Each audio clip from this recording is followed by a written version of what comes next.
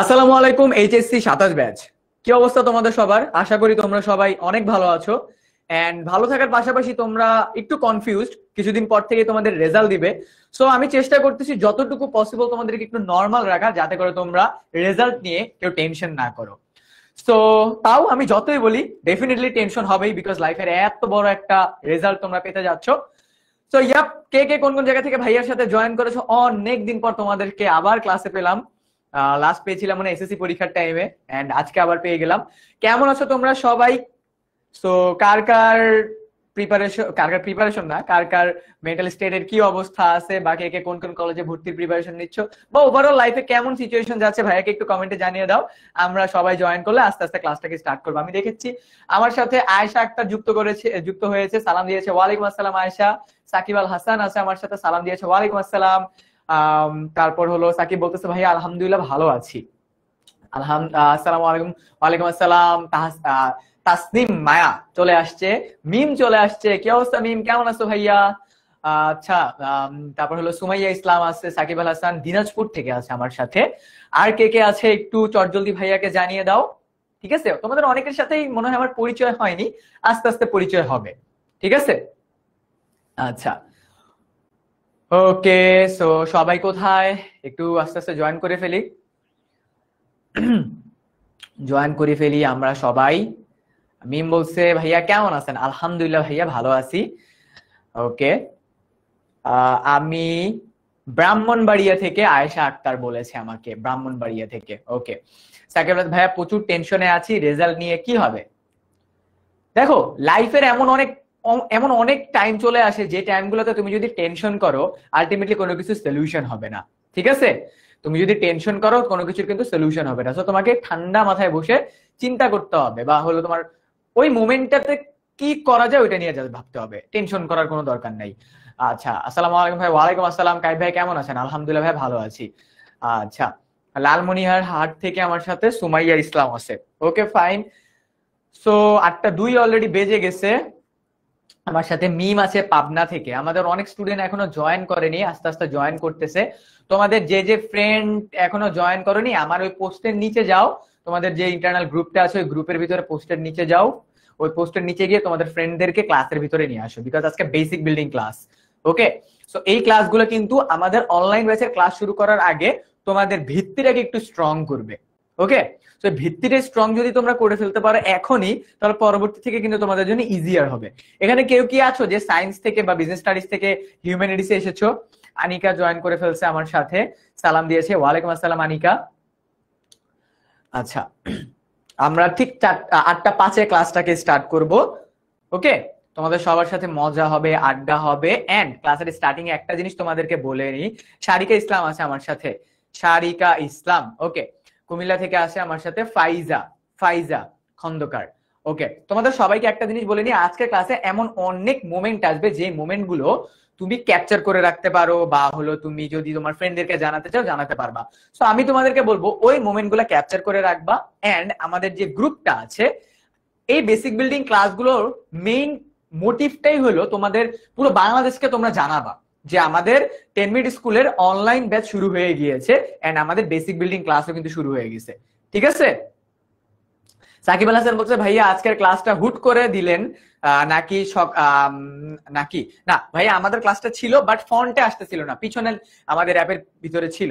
ঠিক আছে, আচ্ছা, আয়েশা আক্তার বলছে ভাই আমি সায়েন্স থেকে হিউম্যানিটিস, তো তোমার জন্য কিন্তু ক্লাসটা মাস্ট। ঠিক আছে, মিম বলতেছে ভাইয়া আমি পিওর হিউম্যানিটিশিয়ান। ওকে ভাইয়া কেমন আছেন? সাইমা বলতেছে আলহামদুলিল্লাহ ভাইয়া ভালো আছি।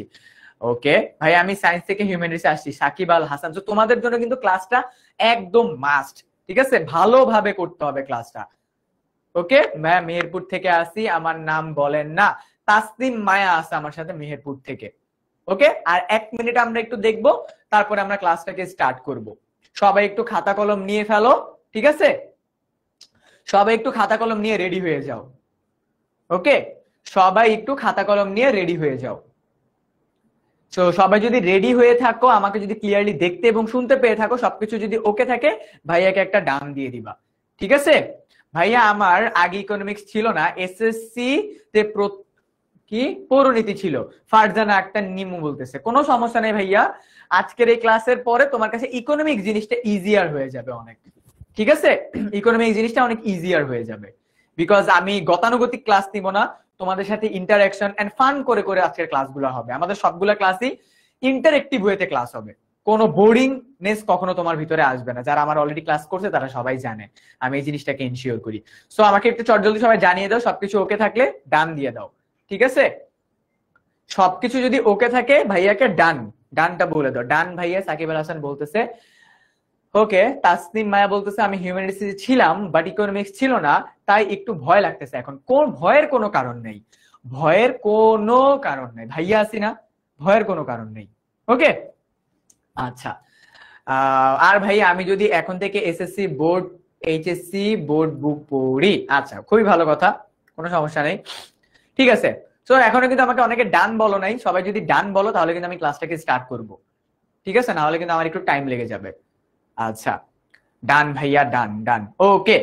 সো তোমরা এসএসসি তে যারা ইকোনমিক্স পড়ছো সেটা ভালো, এই এসএসসি তে যারা ইকোনমিক্স পড়ো নাই তাদের জন্য কোনো টেনশনের কোনো কারণ নাই, বিকজ আমার ক্লাসটা আজকে আমি এমন ভাবে বা আমার আপকামিং ক্লাসগুলো আমি এমন ভাবে গুছিয়ে রাখতেছি যাতে করে একটা 6 এর বাচ্চাও যদি আমার ক্লাসের ভিতরে ঢুকে তাও সে ওই ইকোনমিক্স এর কনসেপ্ট তার ক্লিয়ার হয়ে যাবে। আমি আমার ক্লাসগুলোকে এইভাবেই ডিজাইন করে থাকি। এন্ড আজকে তোমাদের ইকোনমিক্স এর চ্যাপ্টার 1 এই টপিকটার বেসিক আমি তোমাদেরকে একদম ঝাঁঝরা করে ফেলবো।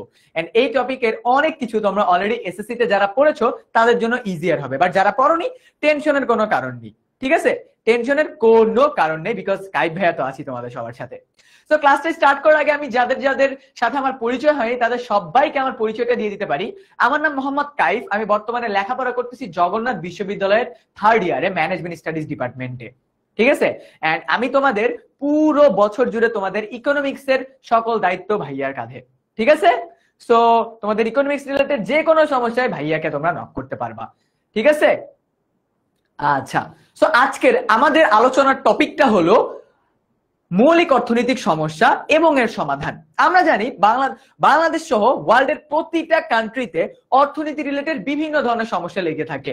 ইউএসএ তে মাঝে মাঝে ডলারের কারেন্ট রেট বেড়ে যায়, এর তার ফলশ্রুতিতে অনেক ধরনের চেঞ্জেস হয়। তারপর হলো তোমার ইকোনমি ক্র্যাশ যদি করে তাহলে তো অর্থনৈতিক ব্যবস্থা একদম ধসে পড়ে। তো শুধুমাত্র বাংলাদেশ না, ওয়ার্ল্ডের প্রতিটা কান্ট্রিরই ইকোনমি রিলেটেড বিভিন্ন ধরনের প্রবলেম আছে। সো আমাদেরকে প্রথমে জানতে হবে ইকোনমি কি, ইকোনমিক প্রবলেম গুলো কি, এন্ড এগুলোকে আমরা কিভাবে সলিউশন করতে পারবো। So let's start the class. আজকের আমাদের ক্লাসের টপিকটাকে আমরা কয়েকটা ভাগে ভাগ করছি। এক, যেহেতু আমাদের বেসিক বিল্ডিং ক্লাস, আমরা টপিক অনুযায়ী পড়বো, চ্যাপ্টার অনুযায়ী আমরা টপিক অনুযায়ী পড়বো, তোমাদেরকে প্রতিটা টপিক কমপ্লিট করাবো। দেন তোমাদেরকে এই টপিক থেকে এইচএসসি পরীক্ষায় কেমন প্রশ্ন আসবে, তোমরা কিভাবে অ্যান্সার করবে সেই জিনিসগুলো বলে দিব। এন্ড ইন্টারেক্টিভ কিছু ক্লাস পার্টিসিপেশন থাকবে যেটাকে আমরা ফাইনাল টাচ বলতেছি। ওকে, যেটাকে আমরা ফাইনাল টাচ বলতেছি। Now let's start the class. So আমার পেছনে যে একটা মিমস তোমরা দেখতে পাচ্ছ, এখানে কি দেখতে পাচ্ছ দেখো তো, someone trying to explain economics, and এই পার্সনটা আমি ছিলাম।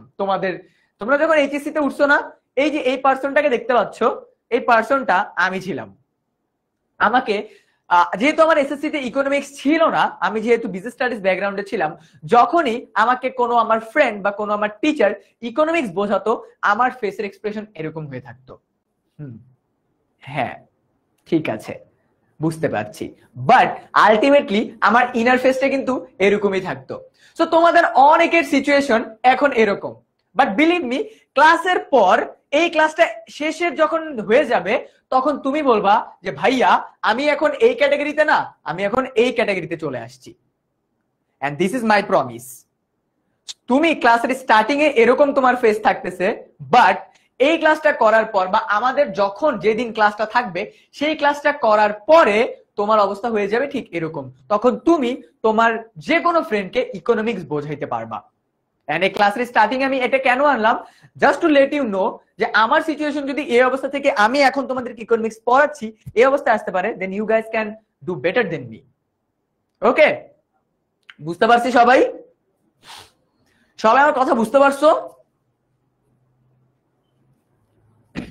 রেসপন্স করতে হবে গাইজ, রেসপন্স করতে হবে। ভাইয়া ক্লাসে রেসপন্স করাটা অনেক পছন্দ করি, বুঝতে পারছো? I love when student respond. Yes, this is not cartoon, this is reality, and এটা আমার লাইফে হইছে, এটা আমার লাইফে হইছে, ঠিক আছে? সো আমি যখন তোমাদেরকে প্রশ্ন করব, এন্ড যেহেতু এটা আজকে ক্লাসে ফার্স্ট, তো আমি তোমাদেরকে আমার ক্লাসের কয়েকটা ক্রাইটেরিয়া বলে নিচ্ছি। যখনই আমি ক্লাসে প্রশ্ন করব, কেউ না কেউ উত্তর করবা, যাতে করে আমি বুঝতে পারি আমার কথাটা তোমরা ভালোভাবে বুঝতেছো নাকি, বা তোমরা যেটা জানতে চাচ্ছ সেটা আমি তোমাদেরকে বোঝাইতে পারতেছি নাকি। এই পার্টিসিপেশনটা কিন্তু মাস্ট, ঠিক আছে? এই পার্টিসিপেশনটা কিন্তু মাস্ট। ওকে, ডান। এই পার্সনটাকে তোমরা কে কে চিনো আমাকে একটু বলো তো। আমার পেছনে যার ফেসটা দেখতে পাচ্ছ তাকে তোমরা কে কে চিনো? এনার নাম কেউ আমাকে বলতে পারবা? আমার পেছনে একজন ব্যক্তির ছবি আছে, সেই ব্যক্তিটাকে তোমরা কি কেউ চেনো? জি ভাইয়া, আনিকা বলতেছে জি ভাইয়া। তাহলে তার নামটা কি আমাকে একটু জানাও তো, যে যে এই ফেস লোকটাকে চিনো আমাকে একটু বলো তো এনার নাম কি? ডেফিনেটলি বলো না কাইব ভাই, এটা আপনার ওল্ড ভার্সন, বিকজ এটা আমার ওল্ড ভার্সন আর আমি এত সাদাও না, জাস্ট কিডিং। ওকে ওকে ভাইয়া, এক্সাইটেড। ওকে এক্সাইটেড, ঠিক আছে, বাট আমার পেছনে যে ছবিটা দেখতে পাচ্ছ এই লোকটাকে তোমরা কেউ চেনো নাকি আমাকে একটু জানাও। যে চেনো জাস্ট নামটা লিখলেই হবে। না ভাইয়া চিনি না, দেখছো ম্যাক্সিমাম তোমরা চেনো না, কোনো সমস্যা নেই, না চেনাটাই স্বাভাবিক, না চেনাটাই স্বাভাবিক। না, ইনি অ্যাডাম স্মিথ না, ওনার নাম হলো অধ্যাপক এল রবিন্স। অধ্যাপক এল রবিন্স, ঠিক আছে? নামটা সবাই মনে রাখবা, বিকজ তোমাদের পুরো এই ইকোনমিক্স জার্নিতে এই নামটা অনেক গুরুত্বপূর্ণ। অধ্যাপক এল রবিন্স। অধ্যাপক এল রবিন্স উনি তার পুরো জীবন জুড়ে অর্থনীতি নিয়ে অনেক রিসার্চ করেছে, অর্থনীতি নিয়ে অনেক রিসার্চ করেছে, এন্ড তার রিসার্চের উপরে ডিপেন্ড করেই আমরা আজকের এই ইকোনমিক্স থেকে অনেক কিছু জানতে পারবো। সো আমরা জেনে গেলাম এনার নাম হলো অধ্যাপক এল রবিন্স। সো এখন কথা হলো যে ভাইয়া ইনি অর্থনীতি নিয়ে কি বলেছেন, লেটস সি। অধ্যাপক এল রবিন্স বলেছেন, অর্থনীতির একটা সংজ্ঞা দিয়েছেন। তোমাদের সবাইকে বলে রাখি, অর্থনীতির সংজ্ঞা বা যে কোনো টপিকের সংজ্ঞা যখনই লিখবা তখনই কোনো একজন রাইটারের নাম দেওয়ার ট্রাই করবা, বা কোনো একজন অধ্যাপকের নাম দেওয়ার ট্রাই করবা। ইট মে বি অধ্যাপক এল রবিন্স, এটা হতে পারে অ্যাডাম স্মিথ, এটা হতে পারে তোমার জে এল স্যামুয়েলসন, যে কেউ হতে পারে, ঠিক আছে? It's totally up to you. So উনি অর্থনীতি নিয়ে কি বলছেন, যেহেতু আজকে আমাদের স্টার্টিং ক্লাস, আমরা একদম বেসিক থেকে যাচ্ছি, অর্থনীতি কি এটাকে আমাদেরকে জানতে হবে। অর্থনীতি এমন একটি বিজ্ঞান, আমরা প্রথমে একটা এমসিকিউ পেয়ে গেলাম, অর্থনীতি হলো কি একটা বিজ্ঞান। অর্থনীতি এমন একটা বিজ্ঞান যা অসীম অভাব, লাইনগুলোকে সবাই মার্ক করবা, অসীম অভাব এন্ড বিকল্প ব্যবহারযোগ্য দুষ্প্রাপ্য সম্পদের মধ্যে সমন্বয় সাধন সংক্রান্ত মানুষের আচরণ বিশ্লেষণ করে। অনেক কিছু পেলাম তাই না? অনেক কিছু পেয়ে গেলাম, বাট অনেক কিছুর মধ্যে কয়েকটা গুরুত্বপূর্ণ জিনিস দেখো। অর্থনীতির মেইন কনসেপ্টটাই হলো অসীম অভাব। নোট ডাউন করো সবাই, অসীম অভাব। আমরা এগুলাই জানবো, এগুলো আমাদের অর্থনীতির বেসিক। অসীম অভাব কি, দুষ্প্রাপ্যতা কি,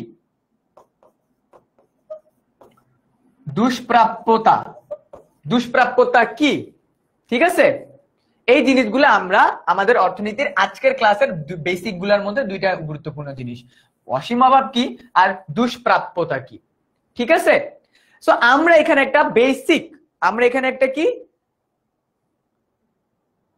নাম কি শেষে দিব? না, নাম অলওয়েজ আমরা স্টার্টিং এ দিব, নাম অলওয়েজ আমরা স্টার্টিং এ দিব। অধ্যাপক এল রবিন্স বলেন, অর্থনীতি হলো এমন একটি বিজ্ঞান যা অসীম অভাব এবং বিকল্প ব্যবহারযোগ্য দুষ্প্রাপ্য সম্পদের মধ্যে সমন্বয় সাধন করে মানুষের আচার আচরণকে বিশ্লেষণ করে, এইভাবে করে আমরা বলবো, ঠিক আছে? আচ্ছা, সো আমরা অর্থনীতির বেসিকটা বুঝে গেছি যে অর্থনীতিতে আমরা দুইটা জিনিস জানি, এক, অর্থনীতিতে অসীম অভাব আছে আর দুষ্প্রাপ্যতা আছে। এই দুইটার মধ্যে কি হয়, মানুষের আচরণ, এই দুইটার উপরে মানুষের আচরণ কি সেটাকে বিশ্লেষণ করে। ওকে, এই দুইটা ওয়ার্ড সবাই মাথার ভিতরে ঢুকায় নাও, একদম মাথার ভিতরে নিয়ে নাও সবাই। আচ্ছা ঠিক আছে, এখন কথা হলো যে ভাইয়া অসীম অভাব এইটা বলতে কি বোঝাচ্ছি। তোমাদের সবাইকে একটা জিনিস বলে রাখি, ইকোনমিক্স এর টিচাররা সবচেয়ে বেশি নাম্বার সেই স্টুডেন্টটাকে দেয় যে স্টুডেন্টটা তার খাতার ভিতরে ম্যাক্সিমাম চিত্র আঁকে। সো আমি কিন্তু তোমাদেরকে চিত্রগুলো অলরেডি ক্লাসের ভিতরে বলেই দিব যে কোন টপিকে কিভাবে করে কোশ্চেন আসবে, কোন টপিকে তোমরা চিত্র কিভাবে আঁকবা। আমরা একটু আগে বললাম অসীম অভাব, বাট অসীম অভাবে যাওয়ার আগে আমি ভাইয়া আমি বিজনেস স্টাডিজ থেকে হিউম্যানিটিস গ্রুপে আসছি, কিছুই তো বুঝি না। কোনো সমস্যা নেই শামিমা, ক্লাস করো বুঝবা। ঠান্ডা মাথায় অন্য কোনো দিকে না তাকায় ভাইয়ার কথাগুলা শুনো, বুঝে যাবা। ভাইয়ার কথাগুলা জাস্ট শুনো, আমি কি বলতেছি, কি বোঝাইতে চাচ্ছি, আমি একদম সহজ ভাষায় বোঝাচ্ছি, একদম সহজ ভাষায় বোঝাচ্ছি। ঠিক আছে, ক্লাস করার পরে আমাকে বলবা তোমরা বুঝছো নাকি বুঝো নাই। ঠিক আছে, লেটস সি। আমরা একটু আগে বললাম, আমি তোমাদেরকে একটু আগে বললাম যে অর্থনীতিতে সবচেয়ে বড় যে কথাটা থাকে সেটা হলো অসীম অভাব, তাই না? এক্সাম্পল দিই চলো। অসীম অভাব বলতে বোঝায়, ফর এক্সাম্পল আমার কাছে একটা আইফোন আছে, আমার কাছে কি আছে, একটা আইফোন আছে। ওকে, সো আমি কি স্টার্টিং থেকে আইফোন ইউজ করতাম না, আমি আগে বাটন ফোন ইউজ করছি, তারপরে অ্যান্ড্রয়েড ইউজ করছি, দেন আমি আইফোনে আসছি। এখন কথা হলো অভাব তাহলে এখানে কোথায়? প্রতিটা মানুষেরই এখানে একটা অভাব হলো, ফর এক্সাম্পল তার কাছে 20,000 টাকা আছে, তার কাছে কি 20,000 টাকা আছে। এই 20,000 টাকা দিয়ে সে একটা ফোন কিনতে চায়। ঠিক আছে, এই 20,000 টাকা দিয়ে সে একটা ফোন কিনতে চায়। এই ফোনটা সে কোন ফোন কিনবে? তার ভিতরের অভাব কি? যে তার একটা ফোন লাগবে কথা বলার জন্য। দেখো অভাবটাকে কিন্তু আগে আইডেন্টিফাই করি আমরা। অভাব, তার অভাবটা কি? তার কাছে টাকা আছে, সে তার অভাব হলো তার কাছে একটা ফোন নাই। তার কাছে কি নাই? তার কাছে কোনো ফোন নাই। যেহেতু তার কাছে ফোন নাই, তার এখন কি লাগবে? একটা ফোন লাগবে। এইটাই হলো অভাব, এইটাই কি অভাব। বুঝতে পারছো? এন্ড সম্পদের তুলনায়, ঠিক আছে, সম্পদের তুলনায় চাহিদার অপর্যাপ্ত থাকে। ঠিক আছে, কথাটা আবার বলি, চাহিদার তুলনায় সম্পদের অপর্যাপ্ততাকে দুষ্প্রাপ্যতা বলে। কি বোঝাইতেছি আরেকবার বলি। আমরা অভাব জিনিসটা বুঝলাম, তো আরেকবার একটু এক্সপ্লেইন করি চলো। অভাব, অভাবকে আমরা 4 ভাগে ভাগ করতে পারি। এক, বস্তুগত পণ্য, মাত্র ফোন বললাম না, ফোন আমাদের একটা বস্তুগত অভাব। খাদ্য আমাদের একটা বস্তুগত অভাব। পোশাক আমাদের একটা বস্তুগত অভাব, যেগুলোকে আমরা ফিল করি, যেগুলো আমাদের দরকার, তাই না? খাদ্য আমাদের সবসময় দরকার, এটা আমাদের একটা অভাব, লাগবেই। অভাব মিন্স কি? আমাদের লাগবেই। দেন অবস্তুগত অভাব কি? শিক্ষা, চোখে দেখা যায়, বাট শিক্ষা ছাড়া, শিক্ষার অভাবে একদম জীবন ধ্বংস না? তারপর কি? স্বাস্থ্য, চোখে দেখা যায়, শিক্ষা চোখে দেখা যায় না, তাই এগুলো আমাদের অবস্তুগত অভাব। দেন আমাদের কি আছে? আরামদায়ক অভাব, বিনোদন। এই যে এখন বিভিন্ন ধরনের মুভি চলতেছে, যেমন উৎসব মুভি, ঠিক আছে, উৎসব মুভি চলতেছে, এটা কি আমাদের বিনোদনের একটা মাধ্যম না? তো এটাও কি আমাদের একটা অভাব না? কারো লাইফে যদি হ্যাপিনেস না থাকে, তার লাইফে কিসের অভাব? বিনোদনের অভাব আছে, হ্যাপিনেসের অভাব আছে। এন্ড সেকেন্ড কি? প্রযুক্তি। ঠিক আছে, প্রযুক্তি, এআই, আর্টিফিশিয়াল ইন্টেলিজেন্স, এআই। কত ক্যাটাগরির এআই আছে, chat GPT, Grok, Napkin dot AI, তারপর আর কি আছে তোমার Perplexity and others and many many many more stuffs. So এইগুলো আমাদের কি? এইগুলা হলো আমাদের প্রযুক্তিগত অভাব। And last, অসীমতা। অসীমতা এটা বলতে কি বোঝায়? নতুন চাহিদা এন্ড উচ্চাকাঙ্ক্ষা, এইটার সাথে আমাদের জড়িত কি? দুষ্প্রাপ্যতা।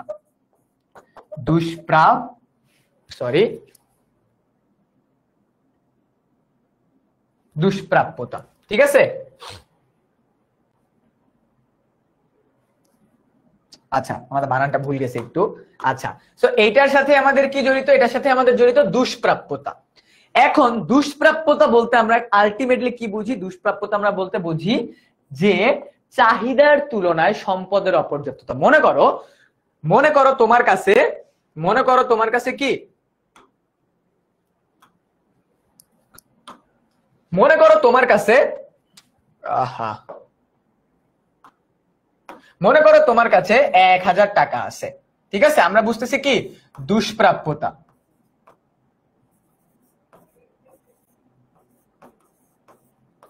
ঠিক আছে, দুষ্প্রাপ্য। মনে করো তোমার কাছে 1,000 টাকা আছে। এখন এই 1,000 টাকা দিয়ে তুমি কি করতে পারবা? আমরা দুষ্প্রাপ্যতা বলতে কি বুঝি? চাহিদার তুলনায় সম্পদের অপর্যাপ্ততা। চাহিদার তুলনায়, মনে রাখবা সবাই, সম্পদের অপর্যাপ্ততা।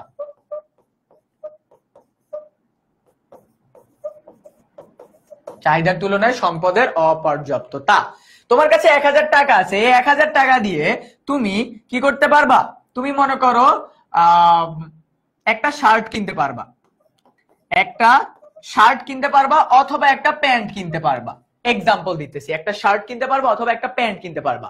এখানে ফ্যাক্ট কি, চাহিদার তুলনায় সম্পদের, তোমার এখানে সম্পদ কি, তোমার সম্পদ এখানে টাকা, তোমার সম্পদ এখানে কি টাকা, তাই না? তোমার সম্পদ যেহেতু এখানে টাকা, এন্ড তোমার চাহিদা কি, তোমার চাহিদা হলো তোমার প্যান্টও লাগবে, তোমার শার্টও লাগবে। যেহেতু তোমার কাছে টাকা লিমিটেড, যেহেতু তোমার কাছে টাকা লিমিটেড, তোমার কাছে মাত্র 1000 টাকা আছে, এই 1000 টাকা দিয়ে তুমি দুইটার মধ্যে যে কোনো একটাকে কিনতে পারতেছো।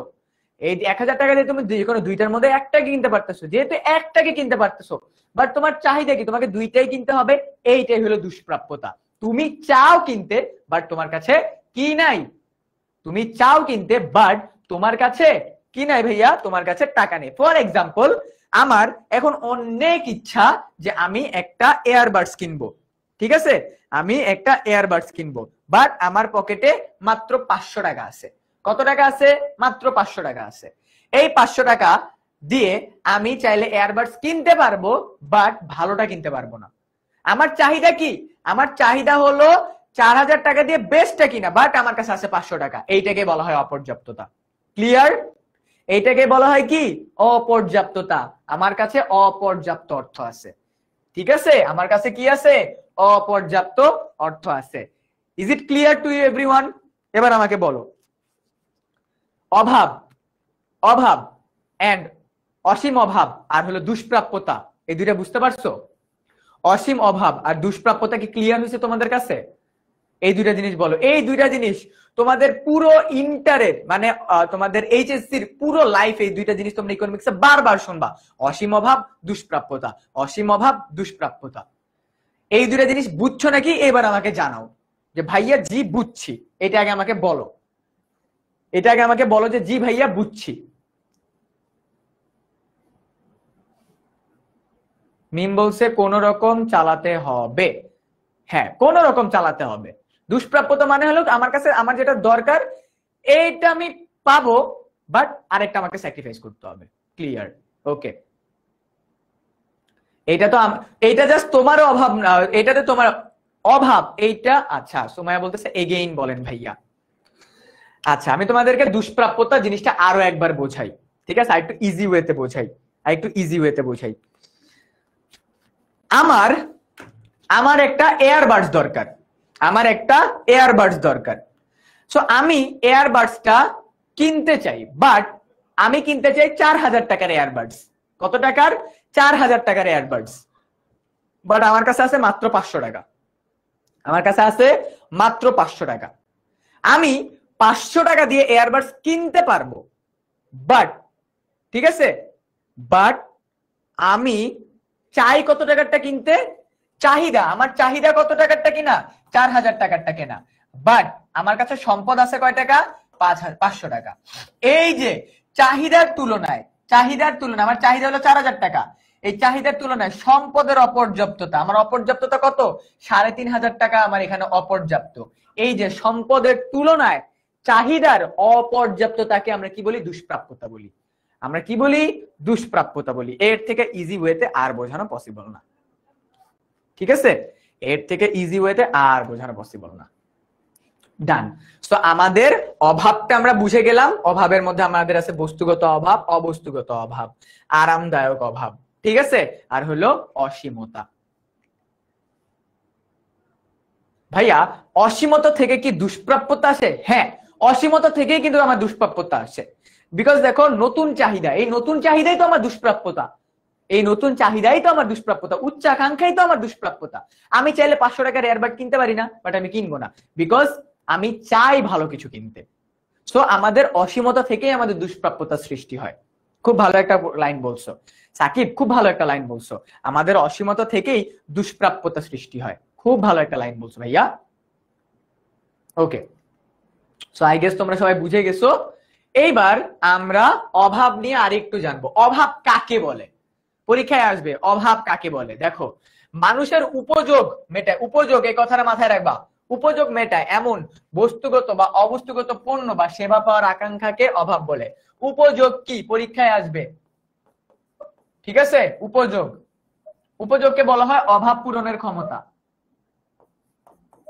যা অভাব পূরণ করে তাকে উপযোগ বলি আমরা।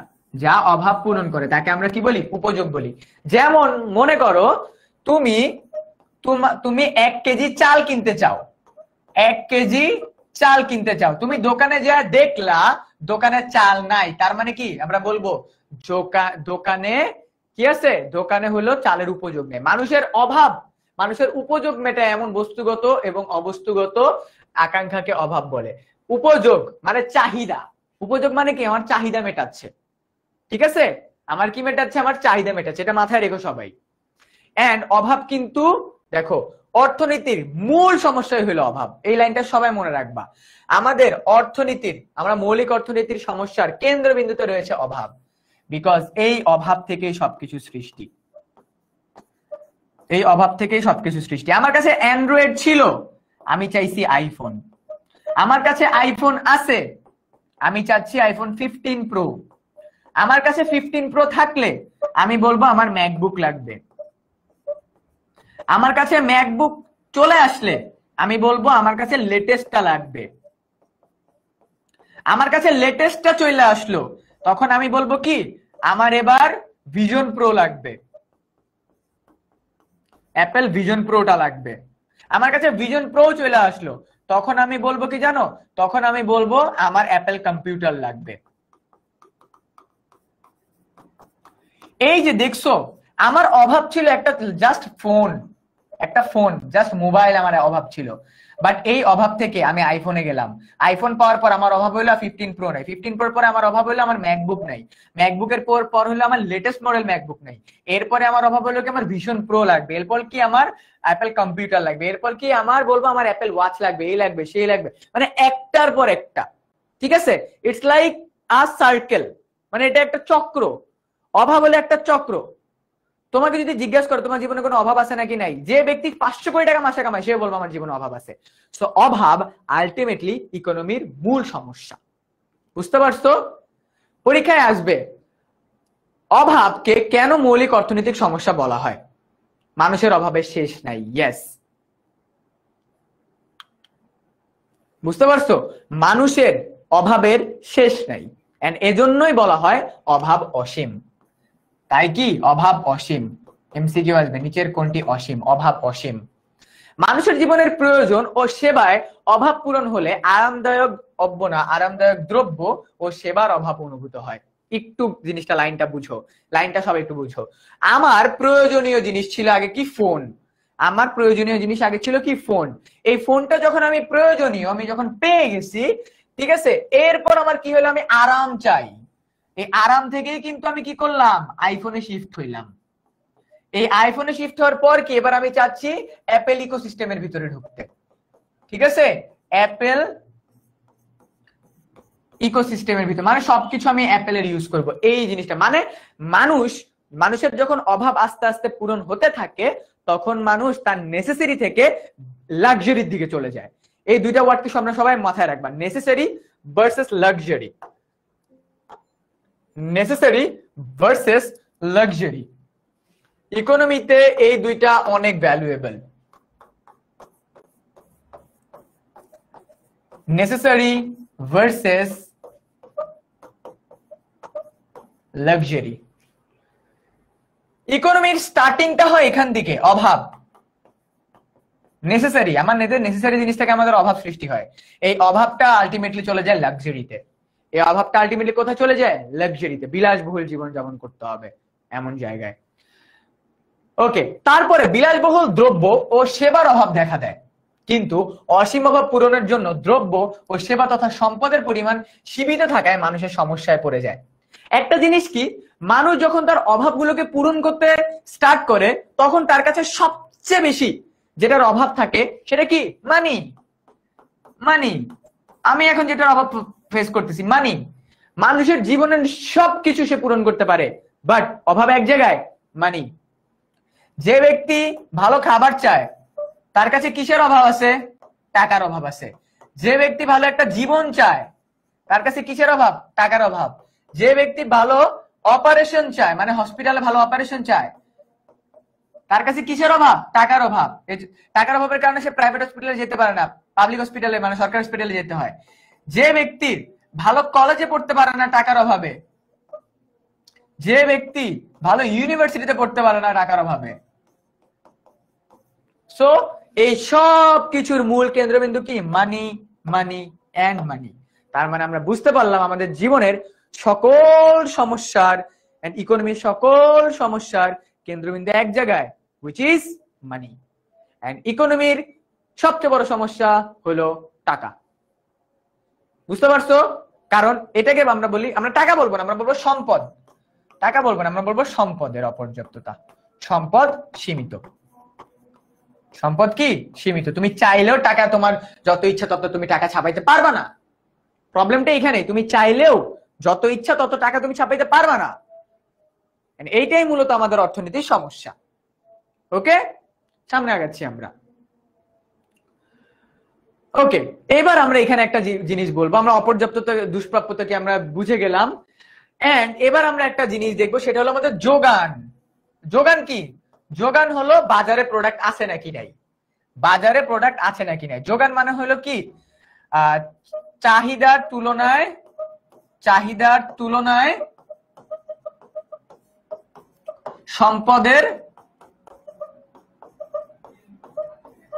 সম্পদের কি বলবো এটা, তোমার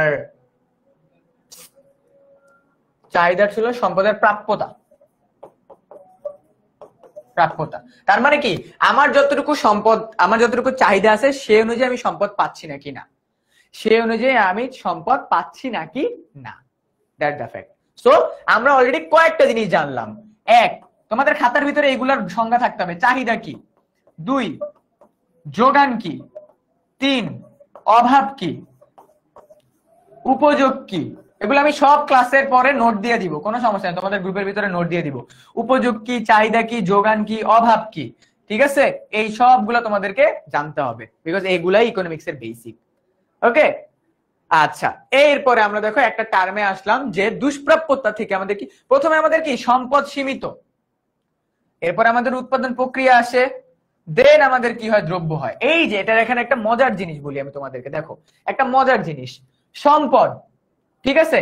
মনে করো আমরা কেউ একটা কি করতে চায়, কেউ মনে করো তোমার সম্পদ কি, আমাদের গাছ, প্রকৃতি থেকে আমরা কি পাই, গাছ পাই, গাছ আমাদের একটা সম্পদ। এই সম্পদ কি, গাছ কি অনেক না, গাছ হলো সীমিত। এই সীমিত সম্পদ থেকে, গাছ থেকে উৎপাদনের মাধ্যমে কি তৈরি করা হয়, কাঠ তৈরি করা হয়, ঠিক আছে? এই কাঠ থেকে কি তৈরি করা হয়, চেয়ার, টেবিল, ঠিক আছে? চেয়ার, টেবিল, বেঞ্চ, অনেক কিছু তৈরি করা হচ্ছে। এই যে চেয়ার, টেবিল, বেঞ্চ তৈরি করা হচ্ছে, দেখো প্রথমে আমার সম্পদ সীমিত, তারপর আমি সম্পদের তুলনায় আমি উৎপাদন করতেছি।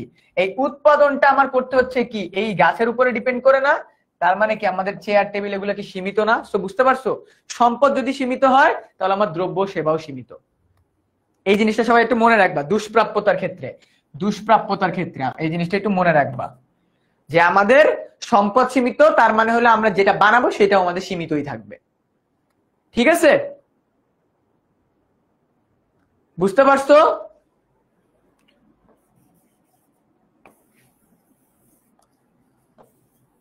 দুষ্প্রাপ্যতা ক্লিয়ার হলে বলবা। একটা টপিক পড়ানোর পরে যখন ক্লিয়ার হবে বলবা ভাইয়া ক্লিয়ার।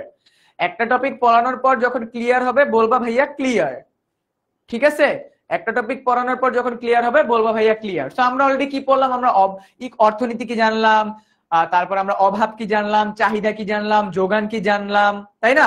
এবার আমরা দেখলাম দুষ্প্রাপ্যতা কি, সেটাও আমরা জেনে গেলাম, ঠিক আছে? ওকে, এরপরে দেখো আমাদের একটা কোশ্চেন, অর্থনীতির মৌলিক সমস্যা কি? আমরা জানি সীমিত সম্পদ, প্রধান সমস্যা সীমিত সম্পদ অথবা অভাব, অথবা কি অভাব, আমরা এটাই বলতে পারি। ওকে, ডান। অভাবের তুলনায় বা প্রয়োজনের তুলনায় সম্পদের স্বল্পতাকে কি বলা হয়? কে বলতে পারবা? কে বলতে পারবা? এটার অ্যান্সার কি? অভাবের তুলনায় বা প্রয়োজনের তুলনায় সম্পদের স্বল্পতাকে কি বলা হয়?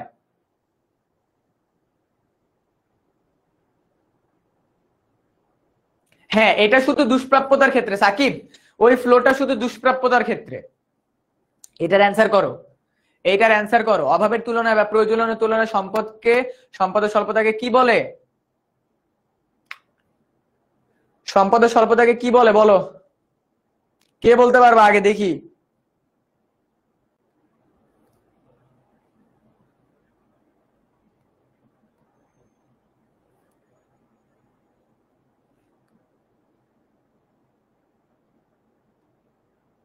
দুষ্প্রাপ্যতা, ইয়েস ইয়েস, এটাকে বলা হয় কি? দুষ্প্রাপ্যতা, রাইট। তার মানে তোমরা সবাই বুঝতে পারছো, আলহামদুলিল্লাহ, এবার একটু শান্তি লাগতেছে। অর্থনীতিতে দুষ্প্রাপ্যতা কি, এটা তোমরা সবাই বাসায় প্র্যাকটিস করবা। অভাব কি, এটাও প্র্যাকটিস করবা। দেন অর্থনীতিতে যে কোনো কিছু, একটা জিনিস মনে রাখো, অর্থনীতিতে যে কোনো কিছু করতে গেলে, মনে করো তুমি বাংলাদেশের জন্য কিছু করতে চাও, নিজেকে 3টা কোশ্চেন করবা। অর্থনীতিতে এই 3টা কোশ্চেনই সবকিছু। কি উৎপাদন করব, কিভাবে করব, কার জন্য করব, কি কিভাবে কার জন্য, কি কিভাবে কার জন্য। মনে রাখবা, আমি আবার বলতেছি, অর্থনীতির মৌলিক 3টা প্রশ্ন, অর্থনীতির মৌলিক 3টা প্রশ্ন, অর্থনীতির মৌলিক 3টা প্রশ্ন খেয়াল করো। অর্থনীতির মৌলিক উৎপাদনগত সমস্যা, কি উৎপাদন করব, কিভাবে করব, কার জন্য করব। ঠিক আছে, কি উৎপাদন, এটা বলছে কি অধ্যাপক পিয়ার স্যামুয়েলসন। মনে রাখবা সবাই, সবাই মনে রাখবা, অর্থনীতিতে যাই করতে যাও না কেন, অর্থনীতির সবচেয়ে বড় সমস্যাটা কি জানো? যখনই কোনো একটা নতুন ইনিশিয়েটিভ আছে, এই 3টা ক্যাটাগরি নিয়ে সমস্যা আছে। এক, আমি কি উৎপাদন করব। মনে করো তুমি একজন উদ্যোক্তা হচ্ছ, তুমি অর্থনীতিতে কি তোমার অবদান রাখবা না? তোমার প্রথম কোশ্চেনই মাথায় কি আসবে? আমি কি বানাবো মানুষের জন্য, তাই না? আমি কি বানাবো, প্রথম কোশ্চেন। আমি কি উৎপাদন করব। সেকেন্ড, আমি কিভাবে উৎপাদন করব। থার্ড, আমি কার জন্য উৎপাদন করব। এইটার সাথে আমার লাইফের একটা এক্সাম্পল দিই তোমাদেরকে। দেখো, মৌলিক অর্থনৈতিক উৎপাদনগত সমস্যা, তুমি মনে করো আমি যখন টিচার হব এই চিন্তা করছি, তখন আমার ক্ষেত্রে প্রথম প্রবলেমটা কি হয়েছে? আমি কি পড়াবো। আমি দেখো প্রবলেমটা দেখো, আমি কি পড়াবো। উৎপাদন করার পড়ানো কিন্তু কাইন্ড অফ সেম। আমি কি পড়াবো, আমি চিন্তা করলাম আমি অর্থনীতি পড়াবো, কারণ এসএসসি থেকে এইচএসসি তে যেসব স্টুডেন্টের অর্থনীতি ছিল না, তাদের আমি ভালোভাবে বুঝাইতে পারবো, বিকজ আই নো ওদের পেইন পয়েন্টটা কোথায়, ওরা কোন জায়গায় আটকাবে, আমি কোথায় আটকাইছিলাম। ঠিক আছে, আমি আইডেন্টিফাই করে পেলাম আমি কি পড়াবো। দেন আই চুজ আমি কিভাবে পড়াবো। আমি কি কোচিং সেন্টারে পড়াবো, নাকি আমি এডটেকে পড়াবো। আমি কিন্তু কি কি বের করছি, এবার আমি কিভাবে এটা বের করে ফেলছি। সো আমি দেখলাম আমি এডটেকে পড়াবো, 10 MS এ পড়াবো। কার জন্য পড়াবো, আমি কি এসএসসি স্টুডেন্টদেরকে পড়াবো, এইচএসসি পড়াবো, নাকি আমি ইউনিভার্সিটিতে পড়াবো। 3 ক্যাটাগরিতে চলে আসলো। সো তোমাদের লাইফের যে কোনো প্রবলেমে এই 3টা জিনিস আগে নিজেকে জিজ্ঞাসা করবা। আমি কি করতেছি, কিভাবে করতেছি, কার জন্য করতেছি। কি, কিভাবে, কার জন্য, এই 3টা কোশ্চেনের অ্যান্সার পেয়ে গেলে ওই কাজ ক্লিয়ার, ওইটা আর সমস্যা না, ওটা সমাধানের দিকে চলে যায়। বুঝতে পারছো? একদম বেসিক জিনিস, কি কিভাবে কার জন্য, কি কিভাবে কার জন্য। সবার কাছে ক্লিয়ার হয়েছে? অর্থনীতির 3টা মৌলিক 3টা সমস্যার মধ্যে 3টা কি কি, কি করব, কিভাবে করব, কার জন্য করব, শেষ। এই 3টার অ্যান্সার পাইছি, তার মানে কাজ ডান আমার। ওকে, যেমন এইচএসসি তে ভালো করতে হবে, কি করতে হবে, এইচএসসি তে ভালো করতে হবে, একটা ভালো ইউনিভার্সিটিতে চান্স পেতে হবে। কি কি আইডেন্টিফাই হয়ে গেছে, কিভাবে ভালোভাবে রুটিন মাফিক ক্লাস করব, পড়া কমপ্লিট করব, ভালোভাবে এক্সাম দিব, কিভাবে হয়ে গেছে। কার জন্য করব, নিজের জন্য করব। কার জন্য, নিজের জন্য, নিজের জন্য, দ্যাটস ইট, ক্লিয়ার। ওকে, কি উৎপাদন করতে হবে, এটা অলরেডি বলে দিচ্ছি। মানে এটা কি সবচেয়ে বড় নির্বাচনগত সমস্যা, বড় নির্বাচন সমস্যা। কি উৎপাদন করতে হবে। ওকে, কি উৎপাদন করতে হবে।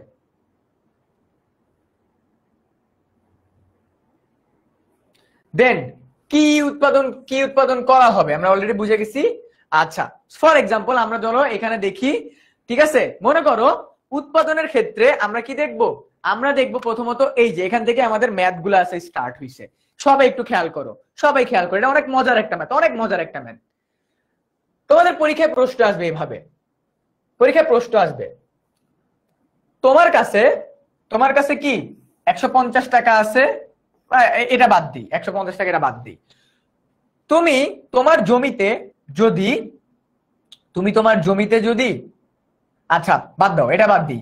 মনে করো তুমি একটা খাদ্য উৎপাদন করতে চাও, সেখানে তুমি যদি 50 একক কি দাও, তুমি যদি মনে করো বীজ দাও, 50 একক বীজ দিলে, ঠিক আছে, তুমি যন্ত্রে 100 একক উৎপাদন করতে পারবা।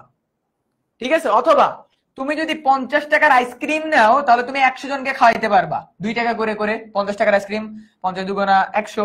ঠিক আছে, তুমি যদি আবার খাদ্য বাড়ায় দাও, ঠিক আছে, মনে করো তুমি, এই যে খুব মজার একটা জিনিস দেখো, 50 টাকার আইসক্রিম, এটাকে কি বলা হয়? উৎপাদন সম্ভাবনা রেখা। চলো চলো, মজার, অনেক মজার এই টপিকটা, অনেক মজার, আমরা একটু মজা করে বুঝবো এটা ভাইয়ার অনেক ভাল লাগে এই টপিকটা বুঝাইতে। সবাই খাতা কলম নাও, আমরা শিখতেছি উৎপাদন সম্ভাবনা রেখা।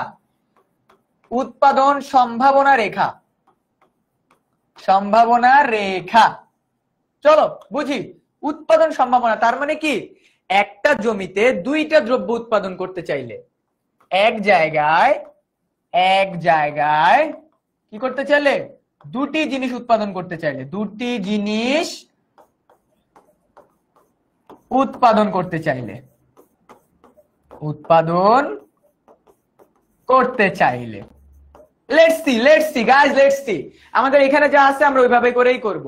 লেটস সি, আমাদের এ বিন্দু, বি বিন্দু, ঠিক আছে, একটা জমিতে চাল এবং গম। ওকে, মজার বিষয়, তোমার কাছে এতটুকু একটা জমি আছে। কতটুকু জমি? এতটুকু একটা জমি আছে। এই জমিতে তুমি যদি 40% চাল উৎপাদন করতে চাও, তাহলে গম উৎপাদন করতে পারবা বাকি 60%। ওকে, বুঝতে পারছো? আবার তুমি যদি এইটার থেকেও বেশি আরো ইজি ওয়েতে তোমাদেরকে বোঝাই, বিকজ তোমাদের আজকে অনেকের আজকে কি একদম নতুন, আমি আরো ইজি ওয়েতে বোঝাচ্ছি। আর মনে করো এখানে চাল নাই, এখানে গম নাই, ঠিক আছে, এখানে টাকা, এখানে আইসক্রিম, এখানে কি আছে? আইসক্রিম। তুমি যদি 50 টাকার আইসক্রিম কিনো, তাহলে তুমি 100টা আইসক্রিম কিনতে পারবা। আবার তুমি যদি 100 টাকার আইসক্রিম কিনো, তাহলে তুমি মাত্র 50টা আইসক্রিম কিনতে পারবা। কথা সত্য? কথা কি সত্য নাকি মিথ্যা আমাকে বলো তো? তুমি যদি 50 টাকার আইসক্রিম কিনো, তাহলে তুমি 100 টাকার আইসক্রিম কিনতে পারবা, 100টা আইসক্রিম কিনতে পারবা 2 টাকা করে। আবার তুমি যদি 100টা আইসক্রিম কিনো, তাহলে তুমি 50টা কিনতে পারবা মাত্র। এন্ড এটাকে আমরা চিত্রে বসাবো। তো চলো দেখি চিত্রটা কেমন হবে। এই যে চিত্র, কিচ্ছু করা লাগবে না, আমরা এখানে দাগ টানবো, এইভাবে দিব। এখানে লিখবো আমরা কি? এখানে লিখবো আমরা টাকা, এটা লিখবো এক্স, এটা লিখবো ওয়াই, ঠিক আছে, এটাকে লিখবো আইসক্রিম। আমি আইস লিখতেছি জাস্ট। কি করব? এখানে একটা 0 দিব, এইখানে দিব আমরা 50 100 50 100 50 100 50 100। এইটা 50 হলে এটা 100, এটা হবে এ বিন্দু। এটা 100 হলে এটা হবে 50, এটা হবে বি বিন্দু। এন্ড ফ্যাক্ট কি? এটাকে এইভাবে লাগাই দিতে হবে। বুঝতে পারছো? সাকিব আল হাসান বলতেছে ভাইয়া বুঝি নাই, ক্লিয়ার করে দেন। খেয়াল করো, উৎপাদন সম্ভাবনা রেখা তার মানে কি? উৎপাদন সম্ভাবনা। একটা জমিতে আমরা যদি 2টা ক্যাটাগরির ফসল উৎপাদন করতে যাই, তাহলে আমাদেরকে কি কি করতে হবে? একটা জমিতে যদি আমরা 2 ক্যাটাগরির ফসল উৎপাদন করতে যাই, তাহলে আমাদের কি কি করতে হবে? প্রথমত আমার কি করা লাগবে? আমার এইটা আইডেন্টিফাই করা লাগবে, আমি কতটুকু উৎপাদন করব, কতটুকু করব না। খেয়াল করো, এইটা আমার জমি। এই জমিতে আমি যদি এতটুকু জায়গায় ধান উৎপাদন করতে যাই, তাহলে এতটুকু জায়গায় আমি গম উৎপাদন করতে পারবো, তাই না? আবার সিমিলারলি এতটুকু জায়গায় যদি আমি গম উৎপাদন করতে যাই, এতটুকু জায়গায় আমার ধান উৎপাদন করতে হবে। তার মানে আমরা বোঝাচ্ছি একটা জমিতে কতটুকু পরিমাণ ধান উৎপাদন করলে কতটুকু পরিমাণ গম আমি উৎপাদন করতে পারবো, আবার কতটুকু পরিমাণ গম উৎপাদন করলে কতটুকু পরিমাণ ধান আমি উৎপাদন করতে পারবো। এটা চিত্রের মাধ্যমে দেখানোকে আমার উৎপাদন সম্ভাবনা রেখা বলে। ঠিক আছে? ফার্স্ট টাইমে একটু কেমন লাগতেছে? হ্যাঁ, এটা অনেক মজার। একটু ঠান্ডা মাথায় চিন্তা করো তোমরা। এই চিত্রটা দেখে একটু ঠান্ডা মাথায় ভাবো, একটু ঠান্ডা মাথায় চিন্তা করো। এই চিত্রটা দেখো, এই চিত্রটা দেখে একটু ঠান্ডা মাথায় চিন্তা করো। ঠিক আছে, একটু ঠান্ডা মাথায় চিন্তা করো। এটা হবে বি বিন্দু। উৎপাদন সম্ভাবনা রেখা পিপিসি কার্ভ। খেয়াল করো, আমি যদি 50 টাকা ব্যয় করি তাহলে আমি 100 একক উৎপাদন করতে পারবো। আমি যদি 100 টাকা ব্যয় করি তাহলে আমি 50 একক উৎপাদন করতে পারবো। বুঝতে পারছো? এন্ড এটাকে কিছুই না, এই দুই পয়েন্টকে জাস্ট চিত্রের মাধ্যমে দিয়ে দিব, তার মানে আমি সর্বোচ্চ এই জায়গায় উৎপাদন, এটা এই বারটাকে বলা হয় আমার উৎপাদন সম্ভাবনা রেখা। সবাই বুঝছো নাকি? আমাকে এটা বলো, বিকজ ভাইয়া এই জায়গা থেকে তোমাদের এইচএসসি পরীক্ষায় একটা 10 মার্কের সৃজনশীল আসবে। এইচএসসি পরীক্ষায় একটা 10 মার্কের সৃজনশীল, এটা বুঝতে পারছো নাকি? আমাকে বলো উৎপাদন সম্ভাবনা রেখা বুঝতে পারছো নাকি বলো, আমাকে বলতে হবে উৎপাদন সম্ভাবনা রেখা বুঝতে পারছো নাকি বলো। আইসক্রিমেরটা একটু হার্ড লাগছে, আচ্ছা বুঝতে পারছি, ক্লিয়ার, অনেক মজার। ইয়েস ভাইয়া, অর্থনীতি অনেক মজার ভাইয়া, অর্থনীতি অনেক মজার। ফাইজা বলতেছে না ভাইয়া বুঝি নাই। আচ্ছা আরেকবার বুঝাই। উৎপাদন সম্ভাবনা রেখা তার মানে আমি কতটুকু উৎপাদন করতে পারবো, আমি কতটুকু উৎপাদন করতে পারবো। মনে করো আন্টি তোমাকে, অথবা মনে করো একটা জমিতে 50% বা হলো 50% যদি তুমি 50% তুমি যদি চাল উৎপাদন করো তাহলে তুমি 100%, ঠিক আছে, 100% গম উৎপাদন করতে পারবা। আবার তুমি যদি 100% গম উৎপাদন করো তুমি 50% চাল উৎপাদন করতে পারবা। এটাই হলো ফ্যাক্ট। আরেকবার বললে ভালো হতো।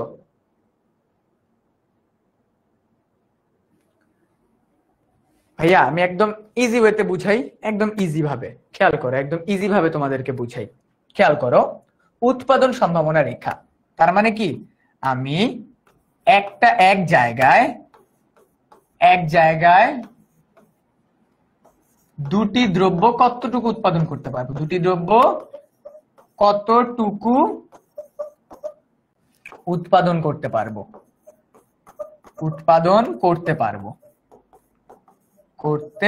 পারবো, খেয়াল করো এ বিন্দু আর হলো বি বিন্দু। এখানে কি মনে করো তোমরা দুই বোন বা দুই ভাই বোন, ঈদের মধ্যে আঙ্কেল যদি ছেলে আর হলো মেয়ে, ঠিক আছে, ঈদের মধ্যে খেয়াল করো, ঈদের মধ্যে তো বাবা মা সবাইকে সালামি দেয়। মনে করো তোমার বাবা তোমাকে সালামি দিল 100 টাকা, তোমার বোনকে কত দিব 50 টাকা। আবার তোমাকে যখন 50 টাকা দিবে তোমার বোনকে দিবে 100 টাকা। খেয়াল করছো?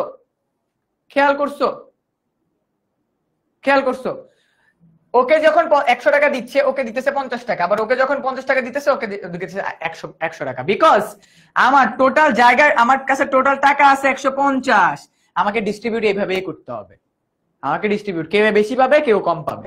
এন্ড এটাকে আমি যখন চিত্রের মাধ্যমে প্রকাশ করব 50 100 50 100, এখানে 50 এখানে 100 এখানে 50 এখানে 100, এই 50 পাইলে পাবে 100, এই 100 পাইলে পাবে 50, ঠিক আছে। এই যে এটা হলো আমার উৎপাদন সম্ভাবনা বা PPC curve, production possibility curve. এবার ক্লিয়ার হয়েছে নাকি আমাকে একটু বলো তো, উৎপাদন সম্ভাবনা এবার ক্লিয়ার হয়েছে?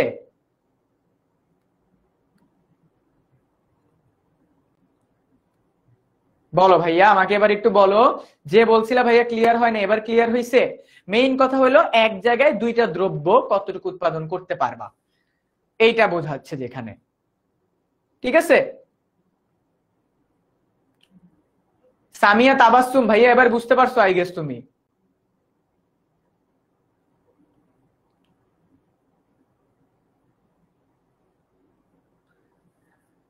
এবার বুঝতে পারছো ভাইয়া?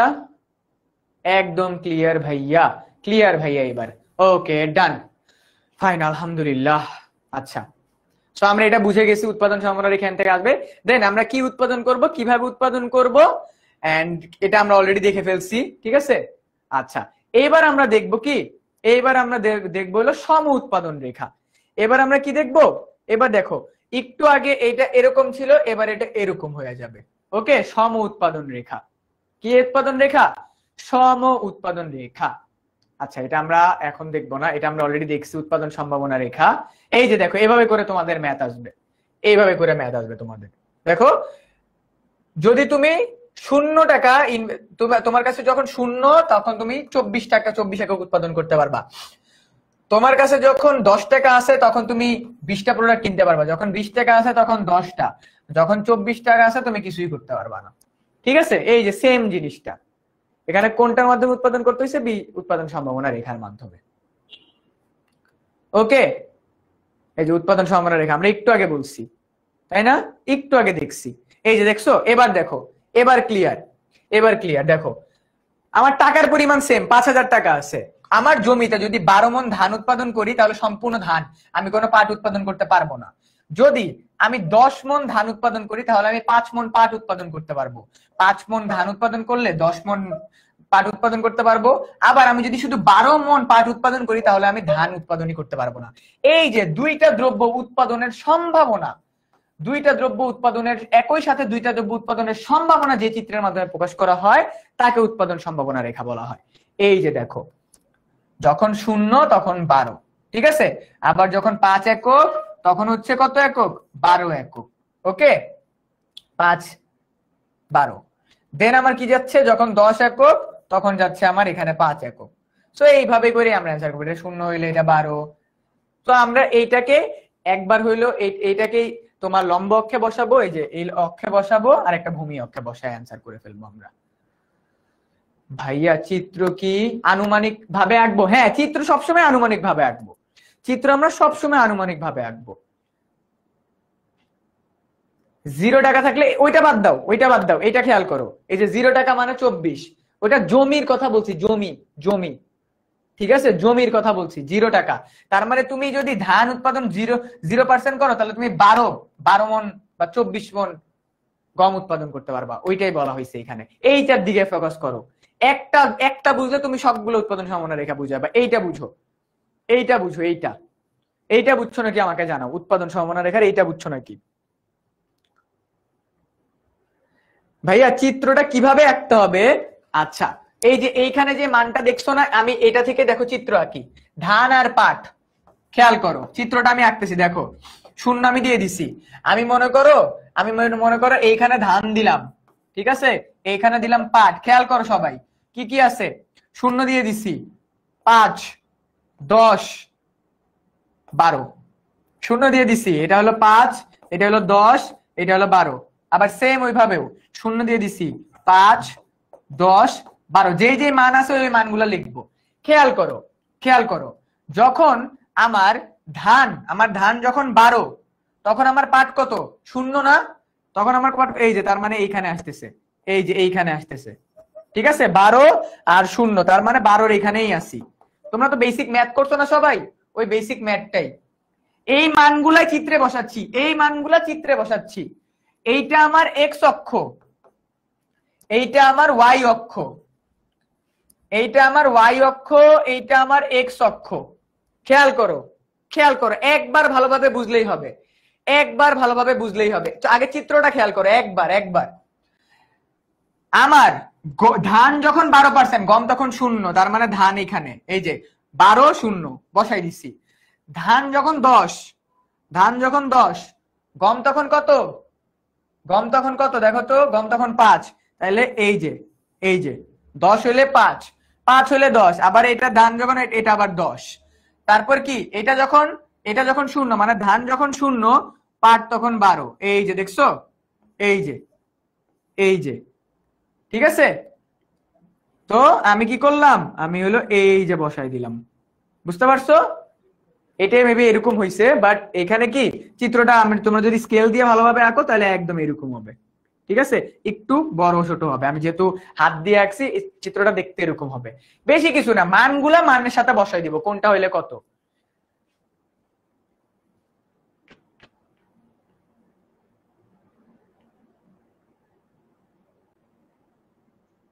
বুঝতে পারছো?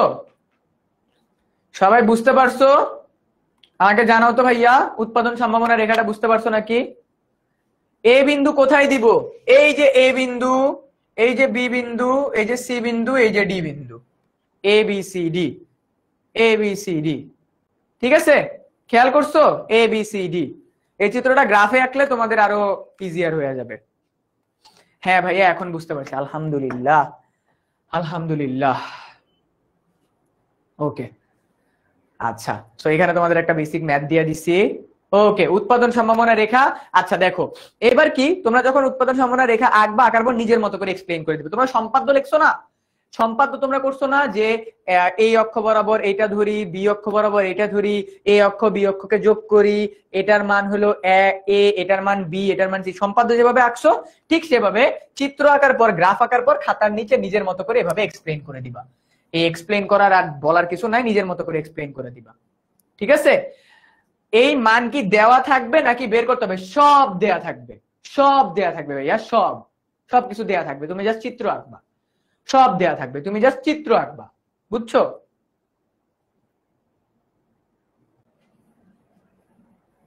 আচ্ছা, পিপিসি রেখা কি সবসময় সোজা? না, পিপিসি রেখা সবসময় বেঁকা হয়। পিপিসি রেখা সবসময় বেঁকা হয়। এই মান দেয়া থাকবে ভাইয়া তাসনিম, এই মান দেয়া থাকবে। এক্সামে তোমাকে ডিরেক্ট এই যে এরকম করে, মনে করো তোমার সৃজনশীল 1, সৃজনশীল 1 এভাবে করে দিয়ে দিবে, একদম এভাবে করে দিয়ে দিবে, জাস্ট ওইটাই তোমাকে অ্যান্সার করতে হবে। ওকে ডান, নিজের মতো করে এক্সপ্লেইন করবা। আচ্ছা, এই যে এইটা দ্বারা কি বোঝাচ্ছে এটা একটু বুঝো, এটা একটু বুঝো। আমরা এতক্ষণ পর্যন্ত যত চিত্র আঁকছি, আমাদের এইখানে কি ছিল? আমাদের এইখানে মনে করো কোনো একটা মান আছে, তাই না? আবার আমাদের সবগুলা মান এইটা গেছে, বাট কখনো কি মান আমাদের এইখানে আসছে বলতো? আমরা এতক্ষণ পর্যন্ত যে যে চিত্র আঁকছি, কখনো কি আমাদের মান বাহিরে গেছে? এই চিত্রের বাহিরে কোনো বিন্দু গেছে? যায় নাই। কিন্তু আমাদের অর্থনীতিতে ধরা হয় কি জানো? আমাদের অর্থনীতিতে ধরা হয় এই যে যে বারটা পাইছি, এইটাই হলো আমাদের সর্বোচ্চ উৎপাদন রেখা। সর্বোচ্চ এই জায়গা পর্যন্ত উৎপাদন করতে পারবো, এই জায়গা পর্যন্ত উৎপাদন করা যাবে, উৎপাদন করা যাবে। তার মানে আমরা উৎপাদন সম্ভাবনা কখন করি? যখন আমরা সর্বোচ্চ কতটুকু উৎপাদন করতে পারি এটা বের করি না?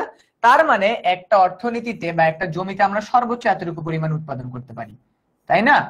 সর্বোচ্চ এতটুকু পরিমাণ উৎপাদন করতে পারি। বাট এই যে বিন্দু, এইটা কি? এইটা আমাদের হলো অসীম অভাব। এটাকে আমরা কি বলি? অসীম অভাব। তার মানে আমাদের যদি সুযোগ থাকতো আমরা এতটুকু উৎপাদন করতাম, বাট যেহেতু আমাদের অভাব অসীম, ঠিক আছে, এবং টাকা অপর্যাপ্ত,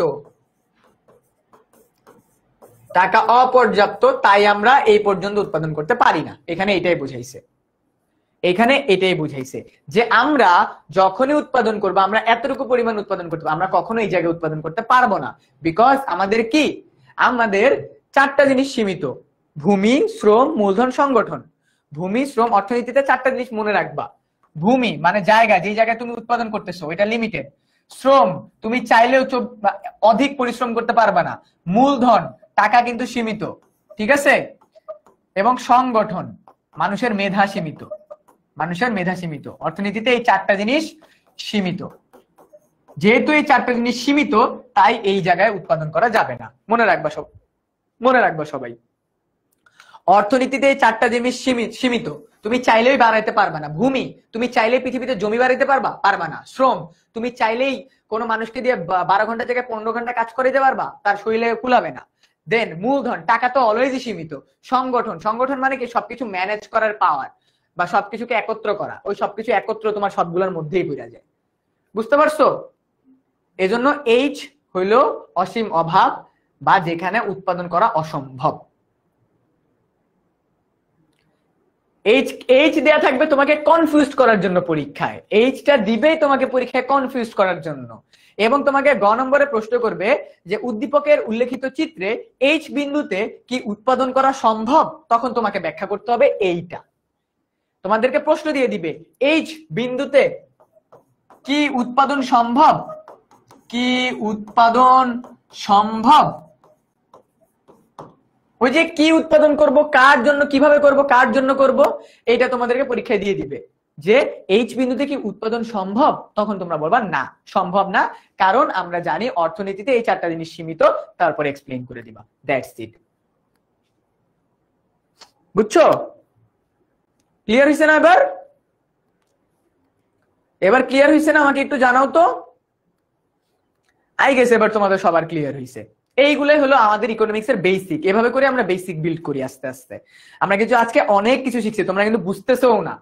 তোমরা যখন বইটা খুলবা তখন তোমরা বুঝবা যে ভাইয়া আমরা অনেক কিছু শিখে ফেলছি। ওকে, আই গেস সবার ক্লিয়ার হয়ে গেছে।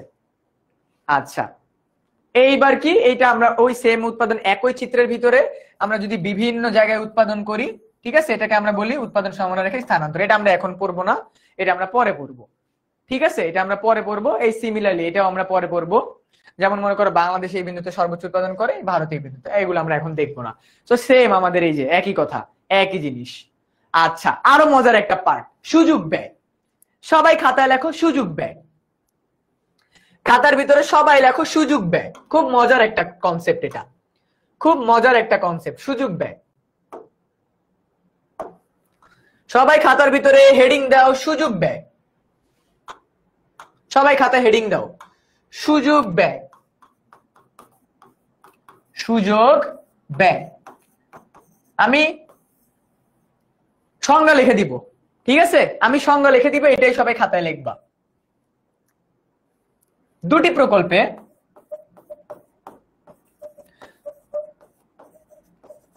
বা জায়গায়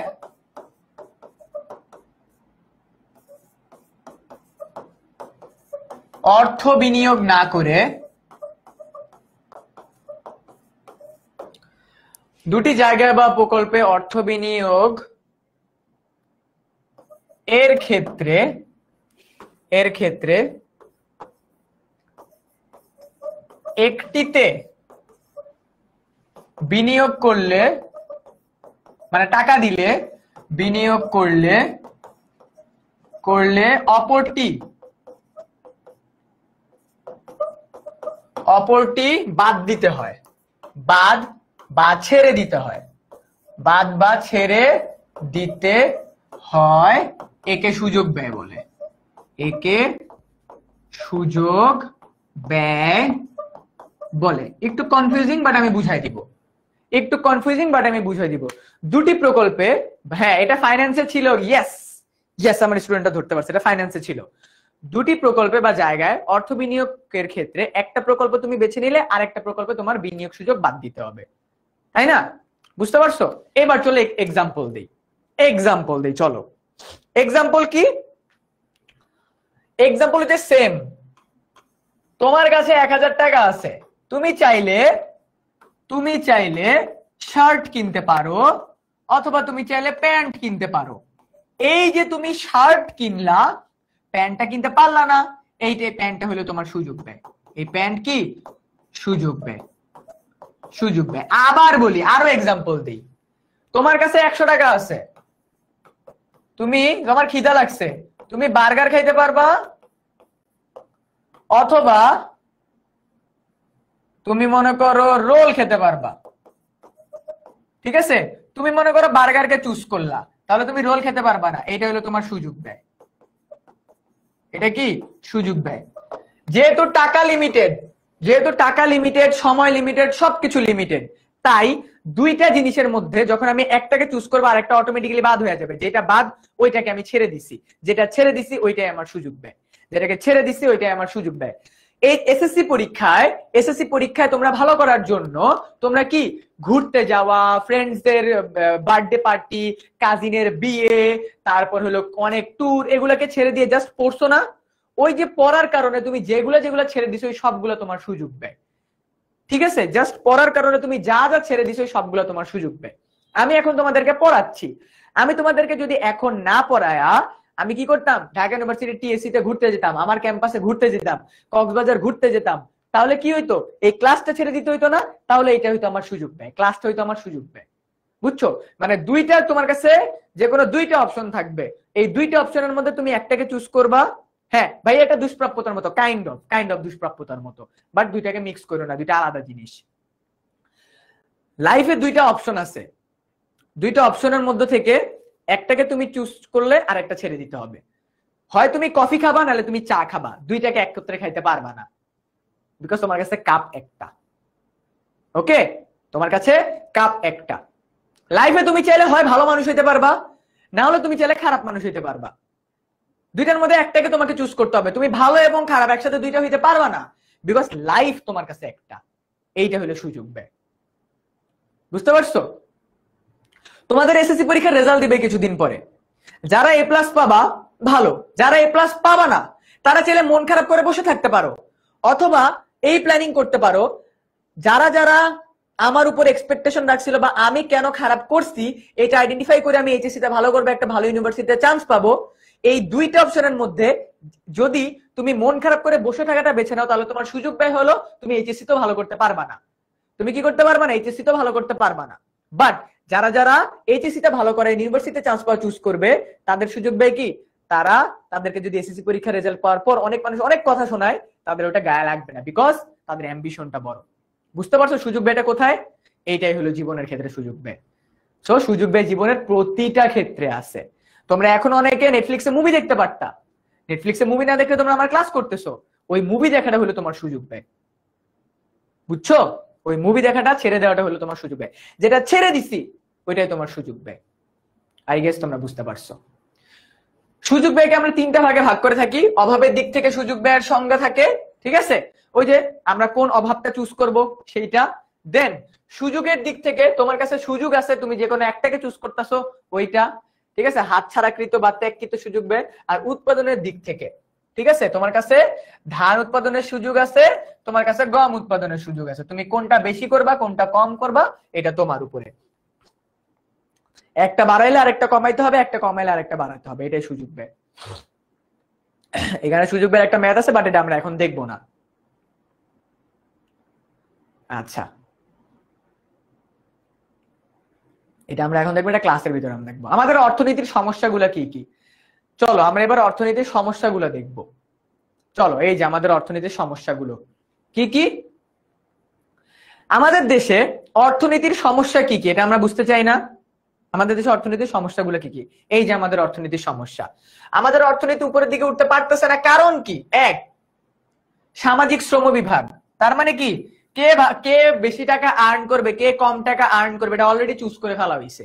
যে বেশি টাকা আর্ন করবে সে বেশি টাকাই আর্ন করবে, যে কম টাকা আর্ন করবে সে কম টাকাই আর্ন করবে, এটা সবার মেন্টালিটি হয়ে গেছে। ঠিক আছে, একটা গরিব ঘরের ছেলে যে স্ট্রাগল করে উপরে আসতে পারে এটা কেউ চিন্তাই করতে চায় না। তার মানে সামাজিক শ্রেণী বিভাগ। গুলশানের মানুষ অনেক টাকা আর্ন করে, ধানমন্ডির মানুষ অনেক টাকা আর্ন করে, বাট তোমার মনে করো আজিমপুরের মানুষ কম টাকা আর্ন করে। এটা মানুষের মাথার একটা টেন্ডেন্সি হয়ে গেছে।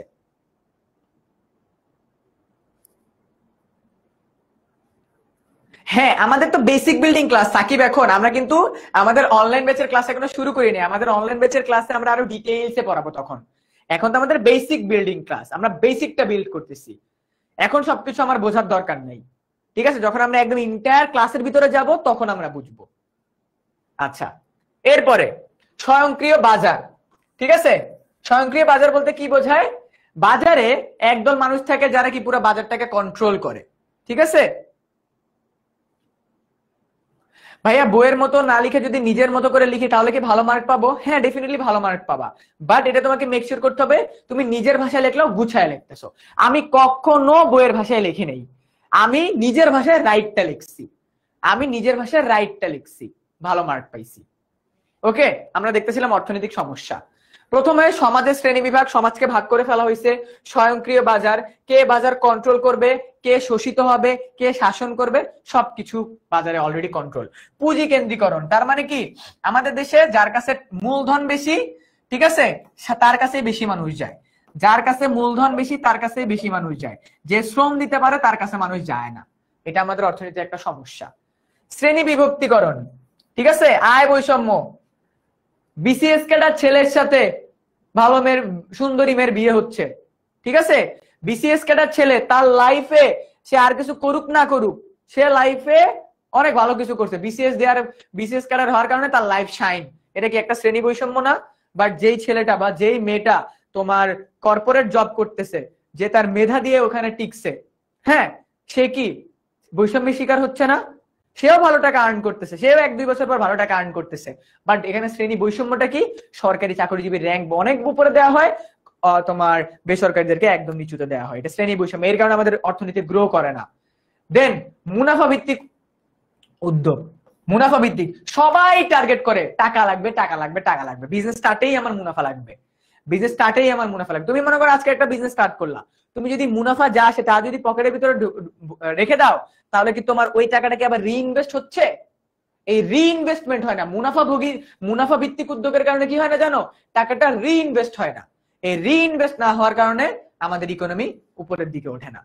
আর হলো অবাধ প্রতিযোগিতা, যে যার মতো পারতেছে। যে যখন পেঁয়াজের দাম যখন বাড়ে, একজন বলে 100 টাকা, একজন বলে 120 টাকা, একজন বলে 130 টাকা, একজন বলে 140 টাকা, 150 টাকা, 200 টাকা, 300 টাকা, 500 টাকা মতো চলে যায়, তাই না? এটা হলো অবাধ প্রতিযোগিতা, কোনো বাজারে শৃঙ্খলা নাই, যে যার মতো পারে দাম বাড়ায় দেয়, যে যার মতো পারে দাম বাড়ায় দেয়। এগুলার কারণে আমাদের অর্থনীতি সমস্যার সম্মুখীন হয়। এগুলার কারণে কি হয়? আমাদের অর্থনীতি সমস্যা। এগুলো বেসিক কয়েকটা সমস্যা, আরো অনেক ক্যাটাগরির সমস্যা আছে, আরো অনেক ক্যাটাগরির সমস্যা আছে। ওকে, সো এই যে মজার জিনিস চলে আসছে আমাদের এখন মজার টপিক চলে আসছে। সো আমরা অলরেডি অনেক কিছু আলোচনা করছি। ধনতান্ত্রিক অর্থ ব্যবস্থা আমরা সবাই জানি, আমাদেরকে একদম একটা বেসিক এক্সাম্পল দিই। ধনতান্ত্রিক অর্থ ব্যবস্থা মানে হলো যে অর্থ ব্যবস্থা, আমরা জানি আমাদের কাছে কয়েকটা অর্থ ব্যবস্থা আছে, ঠিক আছে? আমাদের কাছে, আমরা স্বয়ংক্রিয় দাম ব্যবস্থাটা এখন দেখবো না, আমরা ক্লাসের ভিতরে দেখবো এটা। আচ্ছা, ধনতান্ত্রিক, সমাজতান্ত্রিক, মিশ্র, ইসলামী, ঠিক আছে? আমরা এবার এখানে তোমাদের তো স্লাইডে দেয়াই আছে, বাট আমরা একটু মজার ওয়েতে শিখবো, ওকে? আমাদের অর্থ ব্যবস্থা, আমাদের কি অর্থ ব্যবস্থা,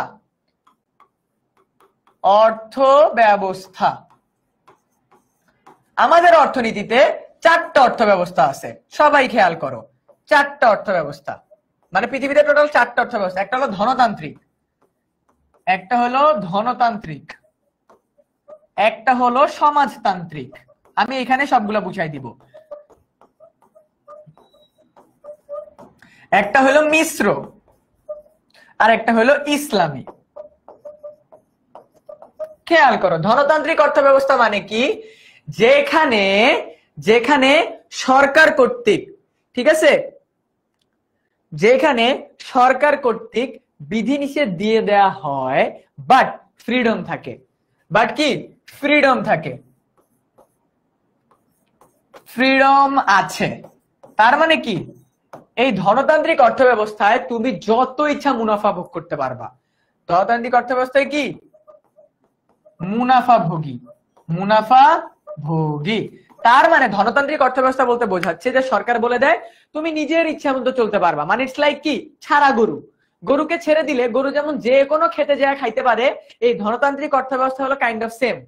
যে এই অর্থ ব্যবস্থায় যারা যারা তোমার উৎপাদন করে, বিনিয়োগ করে, তাদেরকে সরকার বলে দেয় যে আই জাস্ট ওয়ান্ট মুনাফা, আমার ইকোনমিতে আমি জাস্ট মুনাফা চাই, তাই এরা যত ইচ্ছা মুনাফা কামানোর জন্য যা খুশি করতে পারে, ঠিক আছে? এটা হলো ধনতান্ত্রিক অর্থ ব্যবস্থা।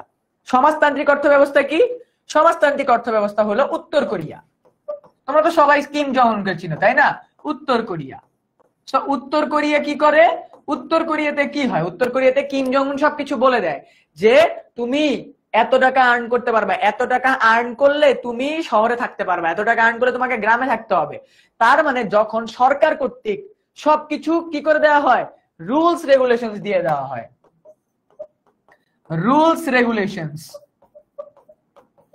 সকল রুলস রেগুলেশনস দিয়ে দেওয়া হয়, তাকে আমরা বলি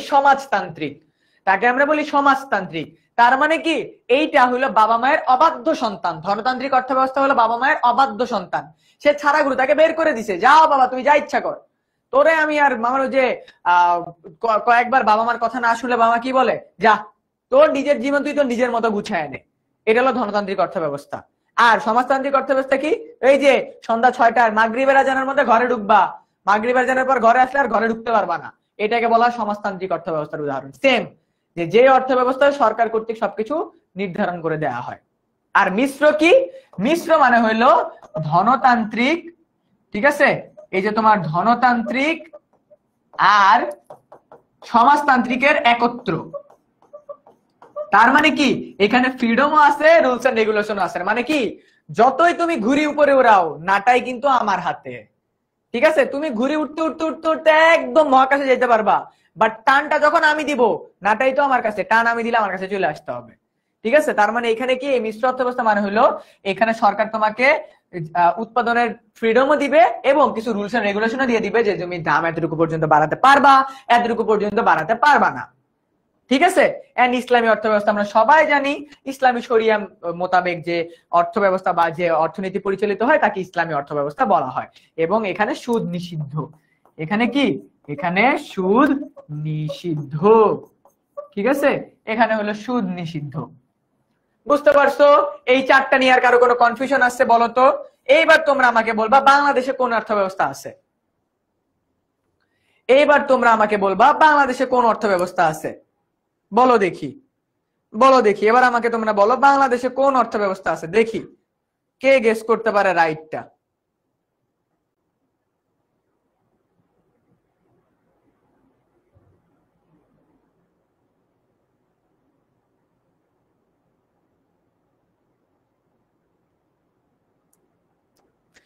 বাংলাদেশে কোন অর্থব্যবস্থা আছে?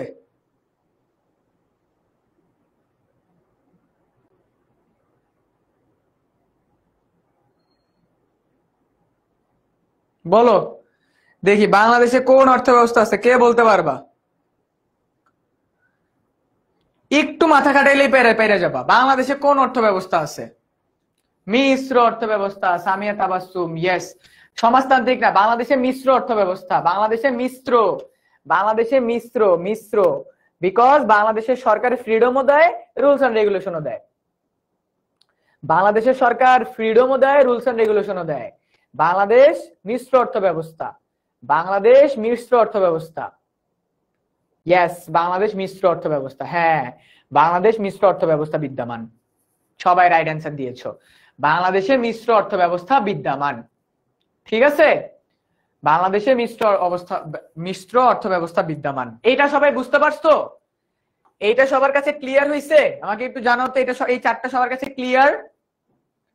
এই চারটা সবার কাছে ক্লিয়ার হইছে? বলো আমাকে, সবাই বুঝতে পারছো নাকি? আমাকে যে এটা বলো, জি ভাইয়া ক্লিয়ার, জি ভাইয়া ক্লিয়ার। একটু বললেই হবে, এতটুকু বললেই হবে, জি ভাইয়া ক্লিয়ার। বাই দ্য ওয়ে, আজকের ক্লাসের যেই মোমেন্টটা তোমাদের ভালো লাগতেছে যে অর্থনীতি ভাইয়ার এই পোর্শনটা অনেক ভালোভাবে পড়াইছে, এটা কিন্তু তোমরা তোমাদের এইচএসসি 27 স্টার স্টুডেন্ট গ্রুপে রিভিউ দিবা। আমি সবার রিভিউ করব, বিকজ আমাদের যেহেতু এটা ফর দ্য ফার্স্ট টাইম আমরা আনছি, আমি চাই আমার সকল স্টুডেন্ট ওই গ্রুপটার ভিতরে সবাইকে জানাক যে তোমরা চাও না তোমাদের সাথে আরো অনেক স্টুডেন্ট একসাথে লেখাপড়া করুক। আমি চাই, ঠিক আছে, আমি চাই আমার সাথে আরো অনেক স্টুডেন্ট একসাথে লেখাপড়া করুক। সো ওই গ্রুপটার ভিতরে জানাইতে হবে, ওই গ্রুপটার ভিতরে জানাইতে হবে যে আজকের ক্লাসে আমাদের বেসিক বিল্ডিং ক্লাস শুরু হয়ে গেছে ইকোনমিক্স এ। যারা যারা ক্লাসটা করতেছো না, মিস করতেছো। ঠিক আছে, ক্লাসের যেই মোমেন্ট ভাল লাগে স্ক্রিনশট নাও, তোমার মতামত লেখো, পোস্ট করো। বল উপরে লিখবা তোমার economics basic building class 1 started, mission started, economics mission started, এভাবে করে লিখে পোস্ট করবা। এন্ড যারা যারা কি জয়েন করতেছে না তাদের কি কি লস হবে এগুলাও তোমরা লিখে পোস্ট করতে পারো। ঠিক আছে, বুঝতে পারছো? ওকে ডান, আমি দেখবো কে কে রিভিউ দেয়। আচ্ছা, সো এখানে তোমাদের বেসিক আলোচনা করে দিছি সবগুলা নিয়ে। ঠিক আছে, আচ্ছা ইসলামী অর্থব্যবস্থাও দিয়ে দিছি। এরপর আমাদের আরো একটা জিনিস আছে। এইবার বলো তো, এইবার কি ইকোনমিক্স একটু সহজ মনে হচ্ছে না? পোস্ট রিভিউ পোস্ট করে না ভাই, অ্যাপ্রুভ করে না? আমি অ্যাপ্রুভ করব, আমি অ্যাপ্রুভ করব। আজকেও কি আগুন লাগাবো? হ্যাঁ আজকেও আগুন লাগাবা মিম, আজকেও আগুন লাগাবা। পোস্ট আমি অ্যাপ্রুভ করব ভাইয়া, গ্রুপের অ্যাডমিন আমি, আমার ক্লাস আমি পোস্ট অ্যাপ্রুভ করব। তোমরা জাস্ট ভালোভাবে লিখে পোস্ট করবা। সাকিব, গ্রুপের অ্যাডমিন এখন আমি, ঠিক আছে? সো আমার ক্লাস আমি অ্যাপ্রুভ করে দিব। বাস জাস্ট আই ওয়ান্ট প্রপারলি লিখতে হবে। গ্রুপের অ্যাডমিন আমি, ওকে? গ্রুপের অ্যাডমিন আমি, পোস্ট অ্যাপ্রুভ করার দায়িত্ব আমার, জাস্ট পোস্ট করার দায়িত্ব তোমার। ওই গ্রুপে আজকেও আগুন লাগাইতে হবে যে ইকোনমিক্স ক্লাস স্টার্টেড, আগুন লাগাইতে হবে গ্রুপটাতে। এইবার বলো তো, ইকোনমিক্স আজকে বেসিক বিল্ডিং ক্লাস মোটামুটি করতে করতে এবার কি একটু ফিল এরকম আসতেছে না যে হ্যাঁ পারবো, পারবো মনে হচ্ছে না? আজকে যতটুকু আলোচনা করলাম জানো, তোমার ফার্স্ট চ্যাপ্টারের, ঠিক আছে, তোমার ফার্স্ট চ্যাপ্টারের 80% শেষ। ফার্স্ট চ্যাপ্টারের 80% শেষ, তোমরা বুঝতেও পারলা না। কিন্তু মজার বিষয় হলো ইকোনমিক্স এরকমই। আজকের ক্লাসে যেহেতু আমরা আরো আরো একটু ক্লাস আছে, বাকি আছে, বাট এখন আমরা বলো আমরা অলমোস্ট 80% কমপ্লিট করে ফেলছি। এখন এই যে এই কাঠবিলালিটার মতো কি একটু হ্যাপি লাগতেছে না যে ওকে ফাইন পারবো ফাইনালি? ভাইয়া পড়াইতেছে, পারবো ফাইনালি, হ্যাঁ economics easy, yes that's the spirit. এইটাই আমি চাই, যে আমার যে স্টুডেন্টটা ক্লাসের স্টার্টিং এ বলবে ইকোনমিক্স হার্ড, সে ক্লাসের লাস্টের দিকে এসে বলবে ভাই ইকোনমিক্স সবচেয়ে ইজি। ঠিক আছে, এন্ড আই ওয়ান্ট যে তোমরা আজকে ডেফিনেটলি এই রিভিউটা লেখো, যারা সায়েন্সের আসো বিশেষ করে, আই ওয়ান্ট দেয়ার রিভিউ। যারা সায়েন্সের আসো বিশেষ করে তারা সবাই লিখবা যে তোমার সায়েন্সের স্টুডেন্ট হওয়ার পরও আজকে ফর দ্য ফার্স্ট টাইম ভাইয়ার ইকোনমিক্স ক্লাস করার কারণে তোমার ইকোনমিক্স বুঝতে ইজিয়ার হচ্ছে, এবার তুমি এখন তুমি বুঝতে পারো ইকোনমিক্স। এই জিনিসগুলো লিখতে হবে, সবাইকে জানাইতে হবে যে হ্যাঁ ইকোনমিক্স ক্লাস স্টার্টেড, যারা যারা কোর্সে জয়েন করে জয়েন করো, সবাইকে জানাইতে হবে। ওকে, ইয়েস,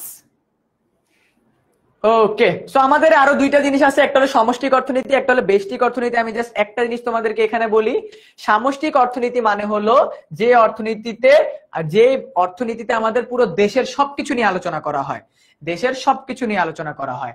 আর ব্যষ্টিক অর্থনীতি মানে কি? ব্যষ্টিক অর্থনীতি মানে হলো ছোট ছোট বিষয়গুলো নিয়ে আলোচনা করা। আমরা যদি এক্সাম্পল দেখি, দেখো ব্যষ্টিক অর্থনীতি কি, আমাদের সবকিছু নিয়ে আলোচনা করে, যেমন একটা দেশের উৎপাদন কত হবে, কি কি বিনিময় হবে, বন্টন কেমন হবে, ভোগ কেমন হবে, ওই দেশের দাম কেমন হবে, মূল্য কত নির্ধারণ হবে, মজুরি কত দিব, আয় ব্যয় কিভাবে দিব, নিয়োগ বিনিয়োগ সঞ্চয় কিভাবে করব, অভাব কতটুকু, এই সব কিছু এখানে আলোচনা করা থাকে। ঠিক আছে, বেস্টিক। ওকে, বেস্টিক তার মানে কি? বেস্টিক মানে কি জানো? বেস্টিক মানে হলো ছোট। বেস্টিক মানে কি? ছোট। বেস্টিক মানে হলো ছোট। আর সামষ্টিক মানে কি? বড়, পুরো দেশ, বড় বা দেশ নিয়ে আলোচনা করা হয়। যেখানে এখানে কি নিয়ে আলোচনা করা হয়? জাতীয় উৎপাদন, জাতীয় বন্টন, জাতীয় ভোগ, দাম স্তর, মজুরি স্তর, জাতীয় আয় ব্যয়, নিয়োগ স্তর, বিনিয়োগ, সঞ্চয়, পুরো দেশ নিয়ে আলোচনা করে। এখানে যদি আমি যদি একটা ইজি এক্সাম্পল দিই, ব্যষ্টিক অর্থনীতি হলো মনে করো পরিবার, ঠিক আছে, একটা পরিবার নিয়ে আলোচনা করা। আর সামষ্টিক অর্থনীতি মানে কি? কি একটা এলাকা নিয়ে আলোচনা করা। ওই একটা এলাকার ভিতরে অনেকগুলো পরিবার থাকে না? সো এটা একটা পরিবার ছোট্ট, আর এটা হলো অনেক বড়। সো এটা হলো ডিফারেন্স, বেসিক ডিফারেন্স, যে সামষ্টিক ব্যষ্টিক অর্থনীতিতে ছোট ছোট বিষয়গুলো নিয়ে আলোচনা করা হয়, সামষ্টিক অর্থনীতিতে অর্থনীতির বড় বড় বিষয়গুলো নিয়ে আলোচনা করা হয়। বুঝতে পারছো? ইয়েস। সো আমরা কিন্তু ক্লাসের 9:30টার দিকে ক্লাস শেষ হওয়ার কথা, আমরা কিন্তু ক্লাসের অলরেডি এন্ডিং এর দিকে চলে আসছি। আমার পিছনে একটা লাইন লেখা আছে, লাইনটা কি সবাই বুঝতে পারতেছো? আমার পিছনে একটা লাইন লেখা আছে। যেহেতু আজকে এটা ফার্স্ট ক্লাস, আমি চাই আমার সবগুলো স্টুডেন্টের মাথায় এই লাইনটা ঢুকে যাক। Not for this class but for your entire life. আমি ইন্টেনশনালি এই স্লাইডটা এখানে আনছি, এই টেমপ্লেটটা এখানে আনছি। আমি এখন কিছু লিখবো না, অনেক কিছু লিখছি, এখন কিছু লিখবো না। আমার পিছনে যে লাইনটা আছে এটা সবাই একটু ভালোভাবে দেখো। হোপ, আশা। Hope is the good thing, maybe the best thing, and no good thing ever dies. লাইনটা কিন্তু অনেক ডেপথ একটা মিনিং আছে। আমরা সবাই জানি যে আমরা আমাদের বেস্টটা দিছি আমাদের এসএসসি পরীক্ষায়, তাই না? আমরা আমাদের বেস্টটা দিছি আমাদের এসএসসি পরীক্ষায়। সো তোমরা যেহেতু তোমাদের বেস্টটা দিছো, রেজাল্ট কিন্তু তোমার হাতে নাই। রেজাল্ট তোমার হাতে না, তোমার হাতে জাস্ট কি? তোমার হাতে জাস্ট ছিল try. You can just try. তুমি ট্রাই করছো। এখন তোমাকে একটা জিনিসই করতে হবে, হোপ, আশা রাখতে হবে যে হ্যাঁ আলহামদুলিল্লাহ আমি যতটুকু চেষ্টা করছি, সৃষ্টিকর্তা আমাকে যতটুকু দিবে আলহামদুলিল্লাহ আমি ভালো করব। আমি এখানে একটা রাস্তা আনছি, দেখতেছো? এটা কিন্তু লাইফের একটা জার্নি, এটা কিন্তু লাইফের একটা জার্নি। তোমাদের লাইফটা এই রাস্তাটা কিন্তু মাত্র স্টার্টিং। এই রাস্তাটা মাত্র স্টার্টিং, অনেক দূর যেতে হবে, এই চূড়ায় উঠতে হবে, অনেক দূর যেতে হবে, এই চূড়ায় উঠতে হবে ভাইয়া। এসএসসি রেজাল্টের পর your journey will be just started. তোমার লাইফের জার্নি জাস্ট স্টার্ট হবে। তুমি যদি এখানে থেমে যাও, এই চূড়ায় কে উঠবে? তাহলে চূড়ায় কিন্তু উঠতে পারবা না, ঠিক আছে? তুমি যদি থেমে যাও তুমি কিন্তু চূড়ায় উঠতে পারবা না। সো আশা রাখতে হবে, আশা রাখতে হবে, চেষ্টা করতে হবে। এসএসসি পরীক্ষায় অনেক ট্রাই করছো, অনেক ট্রাই করছো, এ প্লাস আসলে আলহামদুলিল্লাহ, না আসলে মন খারাপের কোনো দরকার নাই, না আসলে মন খারাপ 1-2 দিনই হয়ে থাকবে, বাট মেক শিওর তুমি পরবর্তীতে আশা রাখতেছো, there will be a hope, and যে আশা রাখে, and no good things ever dies. তুমি যদি আশাটা তোমার ভিতরে যদি দৃঢ় বিশ্বাস থাকে যে হ্যাঁ আমি যা করতেছি ইটস রাইট, ইটস গুড, তাহলেই তুমি এই চূড়ায় একদিন উঠতে পারবা। And this is not for your just SSC exam, but for your entire life. যে কোনো কিছুতে, লাইফের যত ডাউন সিচুয়েশনই আসুক, আশা রাখতে হবে যে না আমি উঠে দাঁড়াবো, আমি উঠে দাঁড়াবো। বুঝতে পারছো? এন্ড মনে রাখবা, no good thing ever dies. ঠিক আছে? No good thing ever dies. আমি যদি তোমাদেরকে এখান থেকে একটা জিনিস বলি যে আমার লাইফে ডেফিনেটলি এসএস নিতে পারো, হোয়াট এভার ইউ ওয়ান্ট, তুমি যাই কিছু করতে পারো, ক্লাস আমাদের অলমোস্ট এন্ডিং এর পথে। আমি যদি তোমাদেরকে এখানে একটা জিনিস বলি, কলেজে ওঠার পরে তোমাদের লাইফে অনেক সিচুয়েশন আসবে, যেহেতু সামনেই কলেজ, প্রায় আর 15-20 দিন পরই তোমরা অনেকে কলেজের অ্যাপ্লাই স্টার্ট করে দিবা এসএসসি রেজাল্টটা পরে। লাইফের বিভিন্ন সময়, ঠিক আছে, লাইফের বিভিন্ন সময় তোমাকে অনেক ডাউন একটা সিচুয়েশন আসবে, যে তোমার মনে হবে যে না আমি মেবি পারবো না, আমাকে দিয়ে মেবি হবে না। এসএসসি পরীক্ষার রেজাল্ট, এসএসসি রেজাল্টের পরে তোমার মনে হবে আমাকে দিয়ে মেবি আর হবে না, আমি মেবি আর পারবো না। But make sure no good thing ever dies. তোমার ভিতরে যদি ওই সৎ সাহসটা থাকে, তাহলে তুমি উঠে দাঁড়াতে পারবা। আই বিলিভ তুমি উঠে দাঁড়াতে পারবা। আমি উঠে দাঁড়াতে পারছিলাম। আমার লাইফে অনেক ডিফিকাল্ট সিচুয়েশন আসছে, অনেক সিচুয়েশন আসছে, আমি কিন্তু উঠে দাঁড়াইছি, আমি কিন্তু বসে পড়ি নেই। And this is not only just for your study purpose, but for your personal life, professional life, your college life, your university life, your every single thing. একটা ওয়ার্ড মনে রাখবা, hope is a good thing. আশার আলো কখনো নিভতে দেয়া যাবে না, আশার আলো কখনো নিভতে দেয়া যাবে না। আজকে তোমরা অনেকে ক্লাসের স্টার্টিং এ বলছিলা ভাইয়া মেবি ইকোনমিক্স পারবো না, মেবি ইকোনমিক্স অনেক হার্ড। বলছিলাম না আশার আলোটা নিভতে দিও না? আশার আলোটা কিন্তু নিভতে দেই নাই আমিও। তোমাদের জাস্ট একটা জিনিসই করতে হবে, ভাইয়ার কথা মতো চলতে হবে। বিকজ তুমি যদি আমার কথা মতো চলো, নিজের ভিতরে ওই আশার আলোটা জাগিয়ে রাখো, তোমাকে এই রাস্তায় দিয়ে উঠে উঠে উঠে উঠে কিভাবে এইখানে আমি তোমাকে না পৌঁছাইতে পারি, বাট আমি তোমাকে তো এই পর্যন্ত তো এই রাস্তাটা কিভাবে যাইতো এটা তো আমি তোমাকে বুঝিয়ে দিতে পারবো, তাই না? এই রাস্তায় তো তুমি কিভাবে হোঁচট যেন না খেয়ে আমি তোমাকে বোঝাইতে পারবো। মনে রাখবা, মনে রাখবা, তুমি যদি আশা না রাখো নিজের ভিতরে, তুমি হোঁচট খাবা, অনেক হোঁচট খাবা তুমি নিজের লাইফে, অনেক হোঁচট খাবা। আজকে যারা সায়েন্সের স্টুডেন্টরা আছো, তোমাদের জন্য এই লাইনটা বিশেষ করে, যে তুমি আশা রাখো, তুমি সায়েন্স থেকে আসছো, কোনো সমস্যা নাই, কোনো সমস্যা নাই, ভাইয়ারা আসি তো। বিশ্বাস রাখো, বিশ্বাস রাখো, আশা রাখো, ইনশাল্লাহ এই চূড়ায় দেখা হবে, ইনশাল্লাহ এই চূড়ায় দেখা হবে।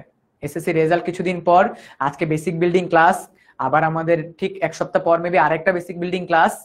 সো পড়াশোনা একটু একটু করে স্টার্ট করতে থাকো। এইচএসসি পরীক্ষায় কিন্তু অনেক কম সময়, মাত্র 18 মাস সময় পাবা, মাত্র 18 মাস।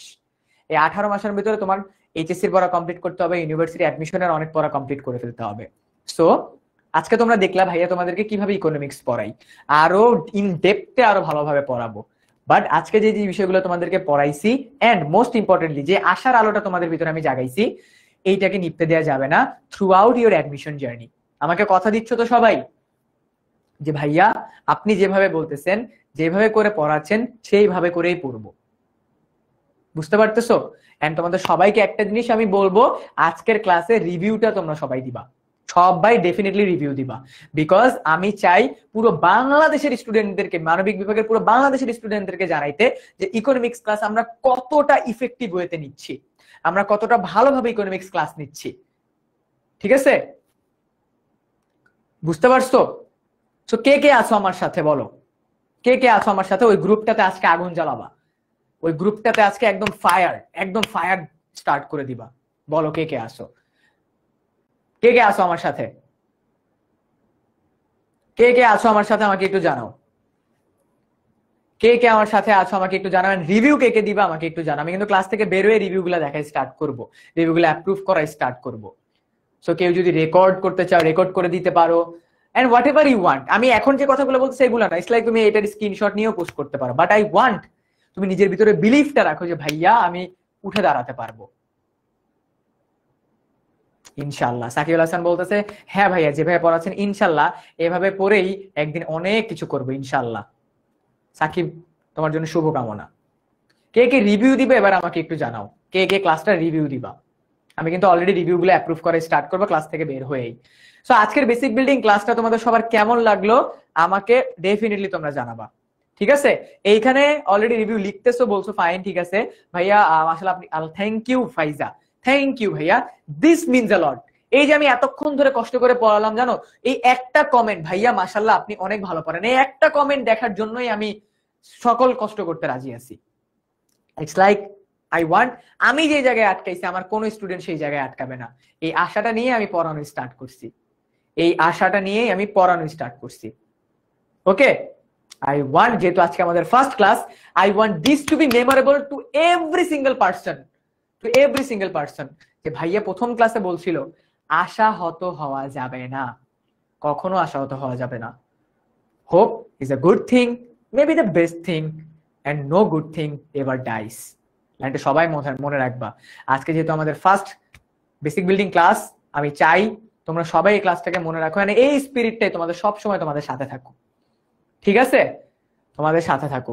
সো অলরেডি তোমরা রিভিউটা দিতে থাকো, আমি রিভিউগুলো দেখতে থাকি, এন্ড অবশ্যই যে কোনো প্রবলেমে ভাইয়া তোমাদের সাথে অলওয়েজ তোমাদের গ্রুপটাতে আসি, জাস্ট ফ্রেন্ডদেরকে জানাও, তোমাদের সকল ফ্রেন্ডদেরকে জানাও, তোমাদের সকল ফ্রেন্ডদেরকে জানাও যে ইকোনমিক্স একটা কোর্স এসেছে, and I guarantee each one of you that this is the best course of economics in the entire country। এটা আমার কনফিডেন্স, আমি জানি আমি কতটুকু এফোর্ট দিয়ে পড়াইতে পারি, ঠিক আছে? সো সবাই ভালো থাকো, সুস্থ থাকো, ইনশাআল্লাহ তোমাদের সাথে পরবর্তী ক্লাসে দেখা হবে, ঠিক আছে?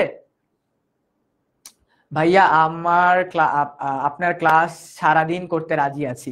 থ্যাংক ইউ ভাইয়া, thank you, that's means a lot for me. তোমরা সবাই আজকে যেহেতু বলতেছো যে ভাইয়া ক্লাসটা অনেক ভালো গেছে, ওকে, সো আজকে আমাদের ফার্স্ট বেসিক বিল্ডিং ক্লাস ছিল, এন্ড যেটা বললাম তোমাদের সবাইকে যে আশাহত হওয়া যাবে না, সবাই নিজের ভিতরে বিলিফটা রাখো, ইনশাল্লাহ পরবর্তী দিনগুলো আরো অনেক ভালো যাবে। সবাই ভালো থাকো, সুস্থ থাকো, সবার সাথে পরবর্তী বেসিক বিল্ডিং ক্লাসে দেখা হচ্ছে।